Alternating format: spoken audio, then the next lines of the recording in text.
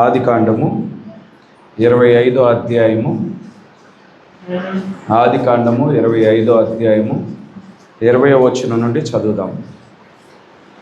ఆదికాండము 25వ అధ్యాయము 20వ వచనం. ఇస్సాకు పదనారములో నివసించుచు సిరియావాడైన బెతూయేలు కుమార్తెయును సిరియావాడైన లాబాను సహోదరి అయిన రెబ్కాను పెండ్లి చేసుకున్నప్పుడు 40 సంవత్సరముల వాడు. ఇస్సాకు భార్య గొడ్రాలు గనుక అతడు ఆమె విషయమై యెహోవాను వేడుకొనెను. యెహోవా అతని ప్రార్థన వినెను గనుక అతని భార్య అయిన రెబ్కా గర్భవతి ఆయెను. ఆమె గర్భములో శిశువు ఒకరితోనొకడు పెనుగులాడిరి గనుక ఆమె ఎలాగైతే నేను బ్రతుకుట ఎందుకని అనుకొని ఈ విషయమై యెహోవాను అడుగ వెళ్ళెను. అప్పుడు యెహోవా ఆమెతో ఇట్లనెను, 2 జనములు నీ గర్భములో కలవు, 2 జనపదములు నీ కడుపులో నుండి ప్రత్యేకముగా వచ్చును. ఒక జనపదము కంటే ఒక జనపదము బలిష్టమై ఉండును. పెద్దవాడు చిన్నవానికి దాసుడగును అనెను. ఆమె ప్రసూతి కావలసిన దినము నిండినప్పుడు ఆమె గర్భమందు కవలవారు ఉండిరి. మొదటివాడు ఎర్రనివానిగా బయటికి వచ్చెను. అతని ఒళ్ళంతయు రోమ వస్త్రముల వలె నుండెను గనుక అతనికి ఏశావు అని పేరు పెట్టిరి. తరువాత అతని సహోదరుడు బయటికి వచ్చినప్పుడు అతని చెయ్యి ఏశావు మడిమను పట్టుకొని ఉండెను గనుక అతనికి యాకోబు అని పేరు పెట్టబడెను. ఆమె వారిని కనినప్పుడు ఇస్సాకు 60 ఏండ్లు వాడు. ఆ చిన్నవారు ఎదిగినప్పుడు ఏశావు వేటాడుట యందు నేర్పరి అయి అరణ్యవాసిగా నుండెను. యాకోబు సాధువై గుడారములో నివసించుచుండెను. ఇస్సాకు ఏశావు తెచ్చిన వేట మాంసమును తినుచుండెను గనుక అతన్ని ప్రేమించెను. రెబ్కా యాకోబును ప్రేమించెను. ఒకనాడు యాకోబు కలకూర వంటకము వండుకొనుచుండగా ఏశావు అలిసిన వాడే పొలములో నుండి వచ్చి, నేను అలిసి ఉన్నాను, ఆ ఎర్రగా నున్న దానిలో కొంచెం దయచేసి నాకు పెట్టుమని అడిగాను. అందుచేత అతని పేరు ఏదోము అని అనబడెను. అందుకు యాకోబు, నీ జ్యేష్ఠత్వం నేడు నాకిమ్మని అడుగగా ఏశావు, నేను చావబోచున్నాను గదా, జ్యేష్ఠత్వం నాకెందుకనెను. యాకోబు, నేడు నాతో ప్రమాణం చేయమనెను. అతడు యాకోబుతో ప్రమాణం చేసి అతని జ్యేష్ఠత్వమును అమ్మివేయక యాకోబు ఆహారమును చిక్కుడుగాయల వంటకమును ఏశావుకు ఇచ్చెను. అతడు తిని త్రాగి లేచిపోయెను. అట్లు ఏశావు తన జ్యేష్ఠత్వమును తృణీకరించెను. పరిశుద్ధుడా, జీవం కలిగిన దేవా, జీవాధిపతి, స్తోత్రములు తండ్రి, వందనములు ప్రభువా. మరొకసారి మేమంతయు మీ చుట్టూ మేము సమావేశమై ఉన్నాం మా గొప్ప దేవుడా. ప్రభువా, మేమంతయు ఒకే ఆశ కలిగి ఉన్నాము. ప్రభువా మా గొప్ప దేవుడా, ప్రభువా ఎదురు చూపుతో మేము వచ్చి ఉన్నాము తండ్రి. ఇక్కడ మీ సన్నిధానంలో మేమంతా ఉంటుండగా ప్రభువా నీవు మాతో మాట్లాడతావని ప్రభువా, యేసయ్య మా హృదయాలు తాకుతావని ప్రభువా, మా హృదయాలలో మా జీవితాలలో మమ్మల్ని ఉజ్జీవపరుస్తావని ప్రభా, ఒక ఎదురు చూపుతో మేము వచ్చి ఉంటుండగా ప్రభువా, మా మధ్యన నీవే నిలబడి ఉంటుండగా ప్రభా, నీవే సూటిగా మా హృదయాలతో మాట్లాడండి ప్రభా, మా హృదయాలు తాకండి ప్రభా, మా కన్నులు తెరవండి ప్రభా, మా హృదయాలను మన్నింప చేయండి మా గొప్ప దేవుడా. మీ వాక్యపు నిత్య జీవపు మాటలు తండ్రి మా హృదయాలలో మా అంతరంగాలలో నాటి నూరంతలుగా ఫలించగలుగుటకు తండ్రి నీవే కృప చూపించమని కోరుకుంటూ ఈ చిన్న ప్రార్థన ప్రభు అయిన యేసుక్రీస్తు నామములో అడిగి వేడుకొంచున్నాము. ఆమేన్. దయచేసి కూర్చున్నాం.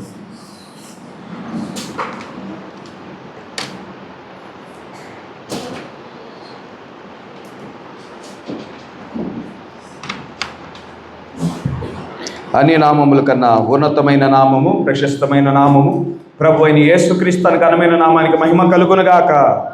కూడి వచ్చిన సంఘానికి నా శుభములు. ఈ రీతిగా మరొక్కసారి దేవుని యొక్క మహాకృపను బట్టి మనమంతా దేవుని సన్నిధికి నడిపించబడ్డాము.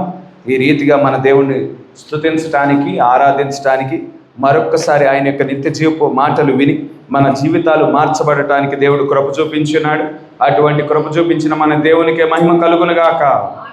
ఆమేన్. గమనించండి, యథావిధిగా వచ్చే శనివారము మనకి ఉపవాస కూడిక ఉంటుంది. ఉదయం 10:30 గంటల నుండి సాయంకాలం 5 గంటల వరకు.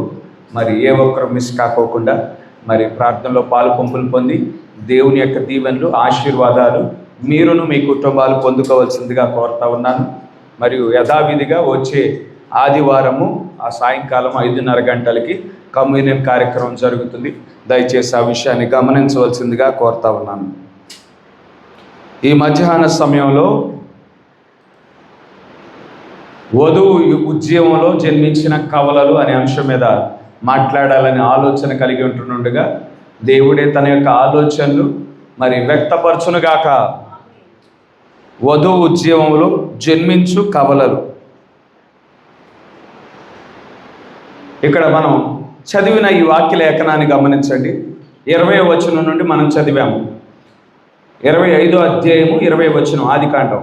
ఇస్సాకు పద్నారాములో నివసించు సిరియా వాడైన బెతూయేలు కుమార్తెయును సిరియా వాడైన లాబాను సహోదరియునైన రెబ్కాను పెళ్లి చేసుకున్నప్పుడు 40 సంవత్సరముల వాడు. ఇస్సాకు భార్య గొడ్రాలు గనుక అతడు ఆమె విషయమై యెహోవాను వేడుకొనును. యెహోవా అతని ప్రార్థన వినెను గనుక అతని భార్య అయిన రెబ్కా గర్భవతి ఆయను. ఆమె గర్భంలో శిశువులు ఒకరితోనొకడు పెనుగులాడిరి కనుక ఆమె ఇలాగైతే నేను బ్రతుకుట ఎందుకని అనుకొని ఈ విషయమై యెహోవాను అడుగ వెళ్ళెను. అప్పుడు యెహోవా ఆమెతో ఇట్లనెను, 2 జనములు నీ గర్భములో కలవు, 2 జనపదములు నీ కడుపులో నుండి ప్రత్యేకముగా వచ్చును. ఒక జనపదము కంటే ఒక జనపదము బలిష్టమై ఉండును. పెద్దవాడు వానికి దాసుడగును అనెను. ఆమె ప్రసూతి కావలసిన దినములు సమీపించినప్పుడు ఆమె గర్భమందు కవలవారు ఉండిరి. ఇక్కడ గమనించండి, రెబ్కా మరి గడిచిన వారములు మనం చెప్పుకునే విధంగా ఆమె బబులోను నుండి బయటికి నడిపించబడి ఉన్నది. ఆమెను ఎంపిక చేయడానికి గాను ఎలియాజరు పంపించబడ్డాడు. అయితే ఎలియాజరు యొక్క వర్తమానం విని మరి ఎలియాజరును వెంబడించడానికి గాను రెబ్కా నిర్ణయం తీసుకొని ఉన్నది. మరి ఎలియాజరు తెచ్చిన పెళ్లి వస్త్రాన్ని తీసుకుంది. ఎలియాజరు తీసుకువచ్చిన ఆ బహుమానాలను తీసుకొని ఉన్నది. మరి ఎలియాజరు తెచ్చిన ఆ యొక్క ఒంటెల మీద ప్రయాణం చేసుకుంటా కానాను దేశాన్ని చేరుకొని ఉన్నది. ఇస్సాకును కలుసుకొని ఉంది కనుక అక్కడ కానాను దేశంలో ఇస్సాకుతో వివాహమైంది. ఇస్సాకుతో వివాహమైనప్పుడు ఇస్సాకు వయసు 40 సంవత్సరాలు. అయితే వారికి వివాహమై చాలా సంవత్సరములు గడిచిపోయాయి. అయితే వారికి సంతానము లేకుండిన పరిస్థితి. అయితే ఇస్సాకు తన యొక్క దేవుని గురించి, దేవుని యొక్క శక్తి గురించి బాగా తెలిసిన వాడై ఉన్నాడు. తన తండ్రి ఎటువంటి దేవునిని సేవించుచున్నాడు, ఆ దేవుడు ఎటువంటి శక్తి కలిగిన వాడు, ఎటువంటి సామర్థ్యత కలిగిన వాడు, ఏ విధంగా ఆశ్చర్య కార్యములు చేయగలుగుతాడో తండ్రి యొద్ద నుండి నేర్చుకుని వాడై ఉన్నాడు. కనుక యెహోవా దేవుని మీద మరి అపారమైన విశ్వాసం ఉన్నది, అపారమైన నమ్మకము ఉన్నది. ఆ విశ్వాసాన్ని బట్టి మరి సంతానము లేనప్పుడు యెహోవాకు మొరపెట్టి ఉన్నాడు. కనుక తన బిడ్డలు మొరపెట్టినప్పుడు దేవుడు మరి జవాబు ఇవ్వకుండా ఉండడు, కానీ దేవుడు జవాబు ఇచ్చి ఉన్నాడు. ఇస్సాకు యొక్క మొరను విన్నాడు. రెబ్కా యొక్క గర్భాన్ని తెరిచి ఉన్నాడు. రెబ్కా గర్భం దాల్చింది. మరి ఆ గర్భంలో ఉండిన శిశువులు ఒకరితో ఒకడు పెనుగులాడినట్లు మనం చూడగలుగుతూ ఉండినాం. పెనుగులాడినప్పుడు రెబ్కా కూడా యెహోవాకు ప్రార్థన చేసినట్లు మనం చూడగలుగుతూ ఉండినాం. అయితే ఈ 23వ వచనంలో మరి యెహోవాకు ప్రార్థన చేసినప్పుడు యెహోవా దేవుడు మరి ప్రవచనం చెప్పటం మనం చూడగలుగుతూ ఉండినాం. 23వ వచనంలో జరగనయున్న కార్యముల గురించి రెబ్కాకు దేవుడు చెప్తా ఉండినాడు. ఏం చెప్తా ఉన్నాడు? నీ గర్భంలో 2 జనములు ఉన్నాయి. నీ గర్భంలో 2 జనములు ఉన్నాయి కనుక 2 జనపదములు నీ కడుపులో నుండి ప్రత్యేకముగా వచ్చును. మరి ఆ యొక్క జనములు ఎవరైతే ఉన్నారో రెబ్కా గర్భంలో వారు వేరువేరు స్వభావాలు కలిగిన వారై ఉన్నారు, వేరువేరు మనస్తత్వాలు కలిగిన వారై ఉన్నారు, వారి జీవితంలో వేరువేరు టార్గెట్స్ కలిగిన వారై ఉన్నారు. వారి జీవితాలలో మరి ప్రధానమైన ఉద్దేశము వేరువేరుగా ఉన్నది. 2 ఉద్దేశాలు ఒకటేలాగా ఉండరు. వారు వేరువేరు ఉద్దేశాలు కలిగిన వారిగా ఉన్నారు, వేరువేరు గమ్యాలు కలిగిన వారిగా ఉన్నారు, వేరువేరు మనస్తత్వాలు కలిగిన వారు నీ గర్భంలో ఉన్నారు. అయితే ఒక జనము కంటే మరొక జనం బలమైన జనముగా ఉంటుంది అని దేవుడు జరగనై ఉన్న కార్యము చెప్తా ఉంటున్నాడు. పెద్దవాడు చిన్నవాడికి దాసుడై ఉండును అని జరగనై ఉన్న కార్యము ప్రవచనము దేవుడు ప్రవచించడం మనం చూడగలుగుతా ఉండినాం. 23వ వచనంలో ఉండిన సంగతులన్నీ ప్రవచనాలై ఉన్నాయి, భవిష్యత్తు కాలంలో నెరవేరే కార్యములుగా ఉన్నాయి. ఆ 24వ వచనం నుండి మనం చూసినట్లయితే 23వ వచనంలో ఏ ప్రవచనములైతే ప్రవచించబడ్డాయో ఆ ప్రవచనముల యొక్క నెరవేర్పు 24వ వచనం నుండి జరగటం మనం చూడగలుగుతా ఉండినాం. 24వ వచనంలో ఏమున్నది? ఆమె ప్రసవ దినాలు వచ్చాయి. ఇక 9వ నెల వచ్చేసింది, ప్రసవించే సమయం వచ్చేసింది. మరి దేవుడు చెప్పినట్లు అక్కడ ఆమె గర్భంలో కవలలు ఉండినట్లు మనం కనుగొంటా ఉండినాం. 25వ వచనం, మొదటివాడు ఎర్రనివాడిగా బయటికి వచ్చెను, అతని ఒళ్ళంతయు రోమ వస్త్రముల వలె నుండెను గనుక అతనికి ఏశావు అని పేరు పెట్టిరి. తరువాత అతని సహోదరుడు బయటికి వచ్చినప్పుడు అతని చెయ్యి ఏశావు మడిమెను పట్టుకొని ఉండెను గనుక అతనికి యాకోబు అని పేరు పెట్టబడెను. ఆమె వారిని కనినప్పుడు ఇస్సాకు 60 ఏండ్లు వాడు. ఇక్కడ పరిశుద్ధాత్ముడు మనల్ని సరాసరి ఎక్కడికి తీసుకువెళ్తా ఉన్నాడంటే రెబ్కా ప్రసవించే ఆ యొక్క సమయం యొద్దకు తీసుకువెళ్తా ఉండినాడు. మనకి స్పష్టంగా రెబ్కా ప్రసవించు సమయంలో ఏం జరుగుతుందో మనకి మరి కనులకు కట్టినట్లుగా మనకి పరిశుద్ధాత్ముడు వాక్యాన్ని రాయటం ద్వారా మనకు ఆ సందర్భాన్ని చూపిస్తూ ఉన్నాడు, ఆ సన్నివేశాన్ని చూపిస్తూ ఉండినాడు. రెబ్కా ప్రసవించటం ప్రారంభమైంది. ప్రసవించినప్పుడు మొదటిగా ఏశావు బయటికి వచ్చాడు. గర్భంలో నుండి ఎవరు బయటకు వచ్చారు? ఏశావు బయటకు వచ్చాడు. అయితే అక్కడ మరింత జూమ్ చేసి ఏశావు బయటకు వచ్చుచుంటుండగా రెండో వాడైన యాకోబు యొక్క హస్తం ఎక్కడున్నదో పరిశుద్ధాత్ముడు ప్రత్యేకంగా మనకి చూపిస్తూ ఉండినాడు. ఆ హస్తము ఎక్కడున్నదో ప్రత్యేకంగా చూపిస్తూ ఉన్నాడు. ఆ హస్తం ఎక్కడున్నదంట? యాకోబు యొక్క హస్తం ఎక్కడున్నది అంటే మరి ఏశావు యొక్క మడిమను పట్టుకునేటట్లు పరిశుద్ధాత్ముడు మనకి స్పష్టంగా రాస్తూ ఉండినాడు. వారు జన్మించేటప్పుడే ఎవరెవరు ఎటువంటి గుణలక్షణాలు కలిగి ఉంటారో పరిశుద్ధాత్ముడు మనకి చూచాయిగా చూపిస్తూ ఉన్నాడు. ఈ యాకోబు ఆ యొక్క మడిమను పట్టుకోవటానికి కలిగిన ప్రేరేపణ గురించి దేవుడు గర్భంలో ఉంటుండగానే యాకోబులో ఒక ప్రేరేపణ కలుగజేసిన వాడిగా ఉండినాడు. జ్యేష్ఠత్వం కోసం పోరాడటానికి ఒక ప్రేరేపణ రెబ్కా యొక్క గర్భంలో ఉంటుండగానే దేవుడు కలుగజేసిన వాడిగా ఉండినాడు. కనుక ఆ ప్రేరేపణ కలిగిన యాకోబు ఏం చేస్తూ ఉన్నాడు? ఏశావు యొక్క మడిమను పట్టుకుంటా ఉన్నాడు. తలను పట్టుకోలేదు, నడుమును పట్టుకోలేదు. మరి ఎక్కడ పట్టుకున్నాడంటే మడిమను పట్టుకున్నాడు. మడిమను పట్టుకుంటే చక్కగా ఆ యొక్క పట్టు అనేది బాగా కుదురుతుంది. పట్టుకొని ఏం చేయటానికి ప్రయత్నం చేస్తూ ఉన్నాడు? వెనక్కి లాగటానికి ప్రయత్నం చేస్తూ ఉన్నాడు.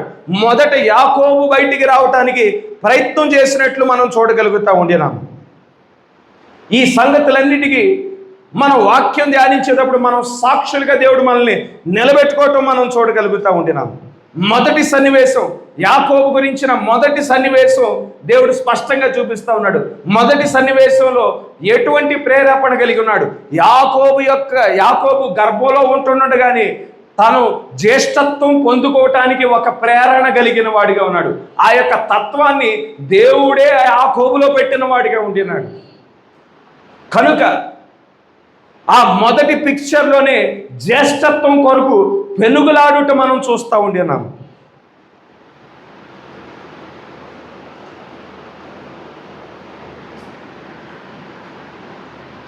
ఇస్సాకు అసలు వివాహం చేసుకునే సమయానికి ఎంత వయస్సు కలిగిన వాడు? 40 సంవత్సరాల వయస్సు. 40 సంవత్సరాల వయస్సు కలిగినప్పుడు ఇస్సాకుకి రెబ్కాతో వివాహమైంది. ఎన్ని సంవత్సరాలు పిల్లలు లేకుండా ఉన్నారు? 19 సంవత్సరాలు పిల్లలు లేకుండా ఉన్నారు. అయితే ఇస్సాకు ప్రార్థన చేయగా దేవుడు ఇస్సాకు యొక్క ప్రార్థన విన్నాడు. రెబ్కా గర్భం దాల్చింది. మరొక 9 నెలలో ఆమె బిడ్డలను కంది. అంటే ఇస్సాకు పిల్లలు కనే సమయానికి వయసు ఎంత? ఇస్సాకు యొక్క వయసు 60 సంవత్సరాల వయసు కలిగిన వాడై ఉన్నాడు. ఇస్సాకు అబ్రహాంకి ఏ సంవత్సరంలో జన్మించాడు? అబ్రహాంకి 100 ఏళ్ళు అప్పుడు ఇస్సాకు జన్మించాడు. ఇస్సాకుకి పెళ్లి వయస్సు వచ్చేపాటికి అబ్రహాము యొక్క వయస్సు 140 సంవత్సరాలు. ఇస్సాకుకి పిల్లలు పుట్టే సమయానికి అబ్రహాము యొక్క వయస్సు 160 సంవత్సరాలు. అబ్రహాము టోటల్గా ఎన్ని సంవత్సరాలు జీవించాడంటే 175 సంవత్సరాలు జీవించిన వాడిగా ఉన్నాడు. కనుక ఇస్సాకుకి 60 సంవత్సరాల వయస్సు కలిగినప్పుడు మరి పిల్లలు పుట్టినట్లు మనం చూడగలుగుతూ ఉండినాం. ఆ చిన్నవారు ఎదిగినప్పుడు ఏశావు వేటాడుట యందు నేర్పరి అయి అరణ్యవాసిగా నుండెను. యాకోబు సాధువై గుడారములలో నివసించుచుండెను. ఇక్కడ మొదటి చిత్రం మనకి చూపించింది ఏంటంటే, ప్రసవించే సమయంలో యాకోబు ఏశావు కలిగిన పెనుగులాటు గురించి దేవుడు చెప్పాడు. ఇక తర్వాత సందర్భం ఏమిటంటే, ఇక బిడ్డలు ఎదిగిపోయారు, యవన ప్రాయానికి వచ్చేశారు. యవన ప్రాయానికి వచ్చినప్పుడు మరి ఇక్కడ ఒకరేమో వేటగాడిగా ఉన్నాడు, నేర్పరి అయిన వేటగాడిగా ఏశావు ఉన్నాడు. యాకోబు వచ్చేపాటికి సాధువైన వాడు, నెమ్మదిగా ఉండేవాడు, గుడారములో తన తండ్రి అయిన అబ్రహాము వలె, తన తండ్రి అయిన ఇస్సాకు వలె గుడారముల్లో నివసించువాడిగా ఉండినాడు. ఏశావు మాత్రం ఇంటి పట్టున ఉండేవాడు కాదు, కానీ ఎప్పుడు వేటని బయట తిరుగుతూ ఉండేవాడు, అరణ్యాల్లో తిరుగుతూ ఉండేవాడు. కానీ యాకోబు మాత్రము గుడారములో నివసించువాడై ఉన్నాడు. అయితే ఈ గుడారములో నివసించుట గురించి అపోజిటైన పౌలు హెబ్రీయులకు రాసిన పత్రికలో ఒక మాట చెప్తా ఉన్నాడు. హెబ్రీయులకు రాసిన పత్రిక 11వ అధ్యాయము 9వ వచనంలో ఒక మాట చెప్తా ఉన్నాడు. హెబ్రీయులకు రాసిన పత్రిక 11వ అధ్యాయము 9వ వచనం, విశ్వాసమును బట్టి అతనితో ఆ వాగ్దానమునకు సమాన వారసులైన ఇస్సాకు యాకోబు వారును గుడారములలో నివసించుచు అన్యుల దేశములో ఉన్నట్టుగా వాగ్దాన దేశములో పరవాసులైరి. ఏలయనగా దేవుడు దేనికి శిల్పియు నిర్మాణికుడునై ఉన్నాడో పునాదులు గల ఆ పట్టణం కొరకు అబ్రహాము ఎదురు చూచుచుండెను. చాలండి. అబ్రహాము గుడారాల్లో నివసించే వ్యక్తి అయి ఉన్నాడు. ఎందుకంటే గుడారంలో నివాసం చేయాలి అబ్రహాము దగ్గర ఇల్లు కట్టుకోవడానికి ధనం లేదా, వెండి లేదా, బంగారం లేదా అంటే, కానాను దేశం వచ్చిన తర్వాత దేవుడు అబ్రహాముని విస్తారంగా దీవించాడు. విస్తారమైన పనివారు ఉన్నారు, విస్తారమైన పశువులు ఉన్నాయి, మరి బంగారం ఉన్నది, వెండి ఉన్నది. అబ్రహాము కావాలంటే ఒక భూభాగాన్ని కానాను దేశంలో కొనుక్కోగలడు. అబ్రహాము కావాలంటే ఆ కొనుక్కున్న భూభాగంలో ఒక ఇల్లు కట్టించుకోగలడు. కానీ గుడారములలో డేరాల్లో నివసించడానికి ఒక కారణం ఉన్నది. అబ్రహాము ఎందుకు గుడారంలో నివాసం చేస్తూ ఉన్నాడు? దేవుడు అబ్రహాముని దర్శించాడు. ఒకసారి థియోఫనీ శరీరంలో దర్శించాడు, ఒకసారి భౌతికమైన మనం ఏ శరీరం అయితే కలిగి ఉన్నామో ఆ శరీరంలో కూడా దర్శించి ఉన్నాడు. భౌతికమైన శరీరంలో ఎప్పుడు దర్శించాడంటే, అబ్రహాము సింధూర వృక్షం కింద కూర్చున్నాడు కదా, ఆ సింధూర వృక్షం దగ్గర కూర్చున్నప్పుడు దేవుడు భౌతికమైన శరీరంలో దర్శించి ఉన్నాడు. భౌతికమైన శరీరంలో దర్శించాడు కాబట్టి దేవుడు రాగానే, నా ప్రభువా, ఇదిగో ఈ సింధూర వృక్షం కింద కొంత సేద తీర్చు, ఎంతో దూరం ప్రయాణం చేసి వచ్చావు కానీ అబ్రహాం అన్నాడు. కాళ్ళు కడుక్కోవటానికి నీళ్ళు ఇచ్చాడు, మరి బలం పొందుకోవటానికి మరి భోజనాన్ని ఏర్పాటు చేశాడు. పశువుల యొక్క ఆ యొక్క పాలను, జున్నును ఇచ్చినట్లు మనం చూడగలుగుతూ ఉండినాం. భౌతికమైన శరీరాన్ని కలిగి ఉన్నాడు కాబట్టి ఇవన్నీ తినగలిగిన వాడిగా ఉండినాడు. ఒకసారి థియోఫనీ శరీరంలో కూడా దర్శించున్నాడు. అదెప్పుడంటే మెల్కీసెదెకుగా దర్శించున్నాడు, షాలేము రాజుగా దర్శించున్నాడు. ఆ షాలేము రాజు ఎవరంటే, మరి తల్లిదండ్రులు లేనివాడిగా వివరించబడ్డాడు, ఏ వంశావళి లేనివాడిగా మరి వివరించబడ్డాడు. మానవులకు తల్లిదండ్రులు లేకోకుండా ఏ మానవుడు పుట్టడు, వంశావళి లేకుండా ఏ మానవుడికి మరి వంశావళి లేకుండా ఉండదు. మరి ఈ భూమి మీద జీవించే ప్రతి మానవుడికి తల్లిదండ్రులు ఉంటారు. ఈ భూమి మీద జీవించే ప్రతి వ్యక్తికి వంశావళి ఉంటుంది. కానీ ఇక్కడ ఈ షాలేము రాజుకి, ఈ మెల్కీషెదెకుకి తల్లిదండ్రులు లేరంట, వంశావళి లేదంట. మరి ఆయన ఎవరై ఉన్నారు అంటే ఆయనే దేవుడై ఉన్నాడు. హల్లెలూయా! ఆయన స్వయం భవుడై ఉన్నాడు, స్వయం ఉనికి కలిగిన వాడై ఉన్నాడు. ఆయన ప్రత్యేకంగా ఎవరు సృజించలేదు, కానీ తనకు తాను మరి స్వయం ఉనికి కలిగిన వాడై ఉన్నాడు.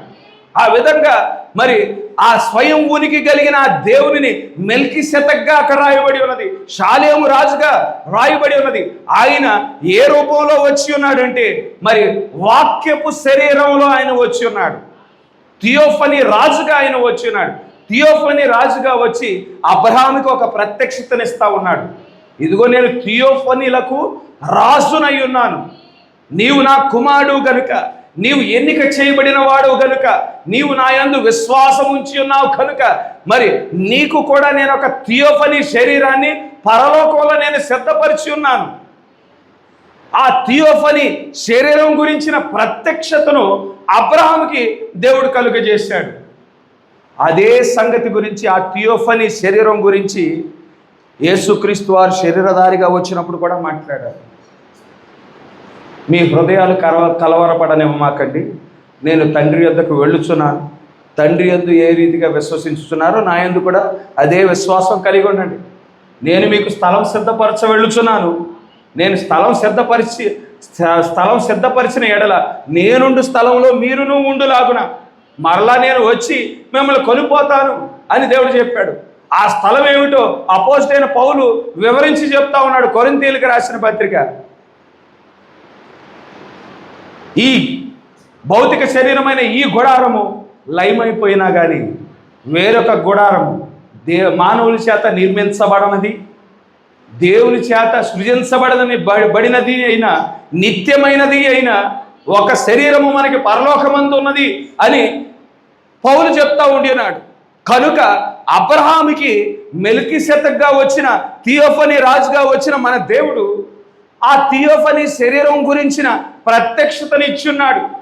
దేవుడు ఏర్పాటు చేసిన నివాసం గురించిన ప్రత్యక్షతను అబ్రహాముకి దేవుడు ఇచ్చున్నాడు. కనుక అబ్రహాం ఏం చేస్తా ఉన్నాడు? ఏ పట్టణానికైతే దేవుడు శిల్పి నిర్మాణికుడై ఉన్నాడు, ఆ పట్టణం కోసం ఎదురు చూచుచున్నాడు. జీవించటం అయితే భౌతికమైన జీవితము ఆ కానాను దేశంలో జీవిస్తూ ఉన్నాడు. ఏ విధంగా జీవిస్తూ ఉన్నాడు? నేను ఈ దేశానికి సంబంధించిన వాడిని కాదు, ఈ భూమికి సంబంధించిన వాడిని కాదు, ఇక్కడికి నేను పరదేశిగా వచ్చున్నాను. అసలైన రాజ్యము నాది పరలోక రాజ్యము, నేను పరలోకానికి సంబంధించిన వాడనై ఉన్నాను. ఇక్కడ నేను స్థిరంగా ఉండేవాడిని కాదు, నాకు ఇక్కడ స్థిరమైన నివాసం అవసరం లేదు. దేవుడు నాకు ఒక వాక్యపు శరీరాన్ని పరలోకంలో సిద్ధపరిచి ఉన్నాడు అని ప్రత్యక్షతతో ఎన్నడూ మరి పర్మనెంట్ హౌస్ని ఎన్నడూ నిర్మించుకోవటానికి ఆలోచన కలిగి ఉండలేదు. అబ్రాహాము ఏ ప్రత్యక్షతనైతే కలిగి ఉన్నాడో అదే ప్రత్యక్షత ఇస్సాకు కూడా కలిగి ఉన్నాడు. కాబట్టి ఇస్సాకు కూడా గుడారంలోనే నివసించాడు. అదే ప్రత్యక్షత ఇస్సాకు దగ్గర నుండి యాకోబు కూడా పొందుకుని ఉన్నాడు. కనుక యాకోబు కూడా గుడారములో నివసించు వ్యక్తిగా ఇక్కడ రాయబడటం మనం చూడగలుగుతూ ఉండినాం. తండ్రి దగ్గర నుండి వాక్యాన్ని నేర్చుకొనుచున్నాడు. కానీ ఏశావు అలా కాదు. ఏశావు అడవిని పట్టుకొని తిరుగుతూ ఉండేవాడు, అడవిలోనే సమయాన్ని గడిపేవాడు, వేట కోసం వెళ్తూ ఉండేవాడు. వారి సమాజం మధ్యన నేను పరాక్రమమైన వేటగాడినన్నట్టు చూపించుకోవటానికి ప్రయత్నం చేస్తూ ఉండిన వాడై ఉన్నాడు. మెల్కీషెదెకుగా దేవుడు వచ్చినప్పుడు ఆయన ఏం చేశాడు? అబ్రహాముకి రొట్టెను ద్రాక్ష రసాన్ని ఇచ్చి ఉన్నాడు. థియోఫనీ గురించి ఆయన ప్రత్యక్షతనివ్వటం మాత్రమే కాకుండా రొట్టె ద్రాక్ష రసాన్ని అబ్రహాంకి ఇచ్చినట్లు మనం చూడగలుగుతూ ఉండినాం. రొట్టె ద్రాక్ష రసము అది బలి అర్పణకు వాడే పదార్థాలు అయి ఉన్నాయి. అదేవిధంగా కమ్యూనియన్లో మనం తీసుకునేది రొట్టె ద్రాక్ష రసం. అక్కడ అబ్రహాం మరొక ప్రత్యక్షతను కూడా పొందుకుని ఉన్నాడు. మరొక ప్రత్యక్షత ఏమిటి అంటే, ఇదిగో నేను ఇప్పుడు థియోఫనీగా వచ్చాను, కానీ స్త్రీ గర్భమున నేను ఈ భూమి మీద నేను జన్మించనై ఉన్నాను. అప్పుడు నేను మీ విమోచకుడిగా ఉంటాను, మీ రక్షకుడిగా ఉంటాను, మీ సమీప బంధువుడిగా ఉంటాను. మానవుల యొక్క పాపము నిమిత్తం నేను పరిహారార్థం జరిగించువాడనై ఉంటాను. హల్లెలూయా. అప్పుడు మానవుల కొరకు నా శరీరం కొట్టబడుతుంది, మానవుల కొరకు నా రక్తాన్ని నేను కార్చనై ఉన్నాను. ఆ కొట్టబడినయ్యున్న శరీరానికి సాదృశ్యముగా ఈ రొట్టె ఉన్నది, కార్చబడినయ్యున్న రక్తానికి సాదృశ్యముగా ఇదిగో ఈ ద్రాక్ష రసం ఉన్నది. నేను మరణించినప్పుడు, మరి నేను మృతుల్లో నుండి పునరుద్ధానము చెందినప్పుడు ఎవరైతే నా యందు మృతి చెందుతారో వారిని కూడా నేను లేపుతానని అబ్రహాముకి ఒక ప్రత్యక్షతనిచ్చిన వాడిగా ఉండినాడు. కనుక అబ్రహాము మృతుల పునరుద్ధానము గురించిన ప్రత్యక్షత కలిగిన వాడై తన భార్య అయిన శారా మరణించినప్పుడు ఏం చేశాడు? ఇదిగో నా దేవుడు ఇక్కడ ఈ భూభాగానికి విమోచకుడిగా వస్తాడు, సమీప బంధువుడిగా వస్తాడు. కాబట్టి నేను జీవించడానికి నాకు భూభాగం అవసరం లేదు, కానీ మరణించినప్పుడు ఈ భూభాగంలో పాతి పెట్టడానికి ఒక స్థలం నాకు కావాలని ఒక స్థలం కొనినట్లు మనం చూడగలుగుతూ ఉంటున్నాం. అబ్రహాము జీవించడానికి ఒక స్థలం కొనలేదండి, మరణించినప్పుడు పాతి పెట్టబడటానికి ఒక స్థలం కొనినవాడిగా ఉన్నాడు. ఎందుకోసం? మృతుల పునరుద్ధానము జరుగుతుంది. హల్లెలూయా. నా దేవుడు విమోచకుడిగా వస్తాడు, నా దేవుడు సమీప బంధువుడిగా వస్తాడు. కనుక ఒక ప్రత్యక్షతతో అబ్రాము అక్కడ స్థలాన్ని కొనినట్లు మనం చూడగలుగుతా ఉన్నాము, మక్పెలా గృహను కొనినట్లు మనం చూడగలుగుతా ఉండినాము. మరియు అబ్రాము దేవుని యొద్ద నుండి ప్రత్యేకమైన ఆశీర్వాదం పొందుకొనిన వాడిగా ఉండినాడు. ఏమిటంటే, నీ సంతానము ఆకాశంలో నక్షత్రాల వలె ఉంటారు, భూమి మీద ఇసుక రేణువుల వలె ఉంటారు.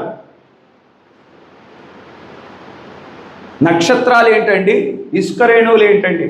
ఎందుకు అలా దేవుడు చెప్పాడు అంటే, అబ్రహాము సంతానం శారీరకంగా అబ్రహాము సంతానం కాదు, కానీ అబ్రహాము వాగ్దానాన్ని బట్టి అబ్రహాము సంతానమైన వారందరికీ దేవుడు ఏం చేశాడు? పరలోకములో థియోఫనీ శరీరాలను ఏర్పాటు చేసి ఉన్నాడు. ఆ థియోఫనీ శరీరాలు ఎక్కడున్నాయి? దేవుని యొద్ద ఉన్నాయి. కనుక ఆ థియోఫనీ శరీరాలు దేనితో పోల్చబడ్డాయి? ఆకాశములలో నక్షత్రాలుగా పోల్చబడ్డాయి. ఎవరికైతే ఆకాశంలో థియోఫనులు ఉన్నాయో, ఆకాశ నక్షత్రాలు ఎవరైతే మరి ఆకాశ నక్షత్రాలతో ఎవరి శరీరాలైతే మరి పోల్చబడ్డాయో వారు భౌతికమైన జీవితాన్ని కూడా ఈ భూమి మీద జీవించు వారిగా ఉంటారు. భౌతికమైన జీవితాన్ని జీవించినప్పుడు ఈ భూమి మీద మట్టితో చేయబడిన శరీరాలు వారికి ఉంటాయి. ఆ శరీరాలేమో మట్టితో చేయబడ్డాయి కాబట్టి ఇసుక రేణువులతో పోల్చబడ్డాయి.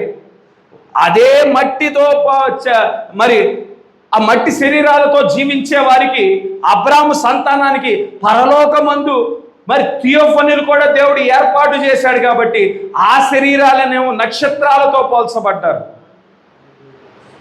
నక్షత్రాలు థియోఫనీ శరీరాలు అయి ఉన్నాయి, ఇసుక రేణువులేమో భౌతికమైన ఈ శరీరాలు ఉన్నాయి. ఎవరి కోసం చేయబడ్డాయి? అబ్రాము సంతానానికి మాత్రమే అయి ఉన్నాయి. అయితే ఈనాడు మనము క్రీస్తు యేసునందు మరణించుట ద్వారా అబ్రాము సంతానముగా మనం మార్చబడ్డాము. అబ్రాముకి ఇవ్వబడిన ప్రతి ఆశీర్వాదంలో మనం పాలు పంపులు పొందుకొనిన వారముగా ఉండినాము. కనుక ఈ ప్రత్యక్షత అంతా యాకోబు కలిగిన వాడిగా ఉన్నాడు. అబ్రహాము ఏ విధంగా గుడారంలో నివసించువాడిగా ఉన్నాడు, ఇస్సాకు ఏ విధంగా గుడారంలో నివసించువాడిగా ఉన్నాడు, యాకోబు కూడా అదే విధంగా గుడారములలో నివసించువాడై ఉన్నాడని ఇక్కడ చెప్పబడటం మనం చూడగలుగుతా ఉండినాము. 28వ వచనం, ఇస్సాకు ఏసావు తెచ్చిన వేట మాంసమును తినుచుండెను గనుక అతన్ని ప్రేమించెను, రెబ్కా యాకోబును ప్రేమించెను. ఇస్సాకు ఎవరిని ప్రేమిస్తూ ఉన్నాడంట? ఏసావును ప్రేమిస్తూ ఉన్నాడు. ఏసావు గురించి పౌలు ఏమన్నాడో తెలుసా? హెబ్రీయులకు రాసిన పత్రిక 12వ అధ్యాయం 16వ వచనంలో ఏసావు గురించి ఒక మాట చెప్తా ఉన్నాడు పౌలు. హెబ్రీయులకు రాసిన పత్రిక 12వ అధ్యాయం 16వ వచనంలో, ఒక పూట కూటి కొరకు తన జ్యేష్ఠత్వపు హక్కును అమ్మివేసిన ఏసావు వంటి భ్రష్టుడైన వ్యభిచారి అయినను ఉండునేమో అని జాగ్రత్తగా చూచుకొనుడి. ఏశావు ఒక పూట కూటి కోసము జ్యేష్ఠత్వాన్ని అమ్మివేసి ఉన్నాడు. అటువంటి ఏశావు భ్రష్టుడై ఉన్నాడు. ఆ ఏశావు వ్యభిచారి అయి ఉన్నాడు. అటువంటి వారు మీ మధ్యలో ఉండకుండా జాగ్రత్త పడుడి అని పౌలు చెప్పటం మనం చూడగలుగుతూ ఉండినాం. ఏశావుని ఇక్కడ ఇస్సాకు ప్రేమిస్తూ ఉన్నాడు.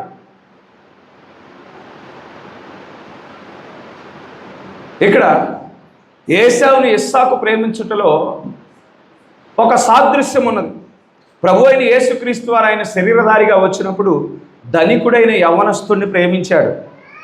ఆ యవ్వనస్తుడు నశించకూడదని ఆశ కలిగి ఉన్నాడు. యేసుక్రీస్తు వారు ధనికుడైన యవ్వనస్తుడు నిత్య జీవం పొందుకోవాలని, పరలోక రాజ్యంలో ప్రవేశించాలని ఆశ కలిగిన వాడిగా ఉండినాడు. కనుకనే నిత్య జీవం పొందుకునే మార్గాన్ని ప్రభు అయిన యేసుక్రీస్తు వారు చెప్పి ఉన్నారు ధనవంతుడికి. అయితే ఏశావు తన జ్యేష్ఠత్వాన్ని ఒక పూట కూటి కోసం ఏ రీతిగా జ్యేష్ఠత్వాన్ని తృణీకరించాడో, ఈ లోక తాత్కాలికమైన ఈ లోక ధనము కోసము, తాత్కాలికమైన ఈ లోక సుఖాల కోసము ధనికుడు ఏం చేశాడు? నిత్య జీవాన్ని విడిచిపెట్టిన వాడిగా ఉండి అన్నాడు. కనుక యేసుక్రీస్తు వారు ఆ ధనికుడిని ప్రేమించాడు, రక్షించబడాలని కోరుకొని ఉన్నాడు. ఇక్కడ ఇస్సాకు కూడా ఏశావును ప్రేమించాడు. ప్రేమించేటప్పుడు క్రీస్తును ప్రతిబింబించుచున్న వాడిగా ఉండినాడు. తర్వాత మనం చూసినట్లయితే భౌతిక సంబంధమైన ఒక ప్రేమ కనిపిస్తూ ఉన్నది. ఆ భౌతికమైన సంబంధమైన ప్రేమ ఏమిటి అంటే, ఏశావు ఏం చేస్తూ ఉన్నాడు? ఆ యొక్క అడవులు పట్టుకొని తిరుగుతూ ఉన్నాడు, అరణ్యాలను పట్టుకొని తిరుగుతూ ఉన్నాడు, వేటాడుతూ ఉండినాడు. వేట దొరికినప్పుడు నేరుగా గుడారం దగ్గరికి తీసుకొస్తా ఉన్నాడు. అబ్రాహాం గుడారం దగ్గరికి తీసుకొస్తా ఉన్నాడు. తన తండ్రికి మొదటి భాగాన్ని ఇస్తా ఉన్నాడు. ఆ రుచికరమైన నాటు వేటను తీసుకొస్తా ఉంటుంటే ఆ యొక్క మంచి రుచికరమైన ఆహారాన్ని తిని, నా కుమారుడు నా కోసం వేటాడాడు, నా కుమారుడు మంచి ఆహారాన్ని నాకు ఏర్పాటు చేస్తూ ఉన్నాడని పెద్దవాడిని ప్రేమించుతున్నవాడిగా ఉండినాడు. కానీ ఇక్కడ తల్లిని మనం గమనించినట్లయితే, నేను ఏశావును ద్వేషించి ఉన్నాను, యాకోబుని ప్రేమించి ఉన్నానని దేవుడు ముందుగానే బయలుపరిచి ఉంటుండగా, రెబ్కా యొక్క ఆలోచనలేమో దేవుని యొక్క ఆలోచనలతో అనుసంధానం చేయబడినవిగా ఉన్నాయి. ఆమె యాకోబును ప్రేమించుచున్నదిగా ఉన్నది. 29వ వచనం, ఒకనాడు యాకోబు కలకూర వంటకము వండుకొని చుండగా ఏశావు అలిసిన వాడే పొలములో నుండి వచ్చెను.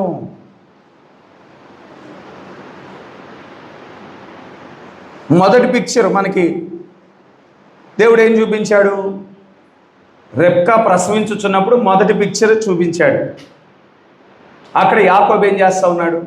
ఏశావు యొక్క మడిమను పట్టుకొని లోపలికి లాగి ఈయన బయటకు వచ్చి మొదటిగా జ్యేష్ఠత్వం పొందుకోవటానికి ప్రయత్నం చేస్తూ ఉన్నాడు. ఇక్కడ రెండో పిక్చరు, ఇక్కడ మరొకటి చూపిస్తూ ఉన్నాడు దేవుడు. మొదటి పిక్చర్ ఏమో వారు ప్రసవించే సమయంలో చూపించున్నాడు. ఇక వారు పుట్టిన దగ్గర నుండి యవనస్తులయ్యేదాకా ఈ మధ్యలో ఎటువంటి సంగతులు చెప్పబడలేదు. యవనస్తులైన తర్వాత ఒకడేమో వేటగాడిగా చూపించబడతా ఉన్నాడు, ఒకడేమో సాధువైన మనిషిగా చూపించబడతా ఉండి అన్నాడు. ఇక తర్వాత వచ్చిన పిక్చర్ ఏమిటంటే, ఇక్కడ యాకోబు ఏం చేస్తూ ఉన్నాడు? కలగూర వంటకం వండుచున్నట్లు మనం చూడగలుగుతూ ఉండి ఉన్నాం. 30వ వచనం, నేను అలసి ఉన్నాను, ఎర్రగానున్న దానిలో కొంచెం దయచేసి నాకు పెట్టమని అడిగాను. అందుచేత అతని పేరు ఏదేమో అనబడిను. అందుకు యాకోబు, నీ జ్యేష్ఠత్వం నేడు నాకు ఇమ్మని అడిగాను.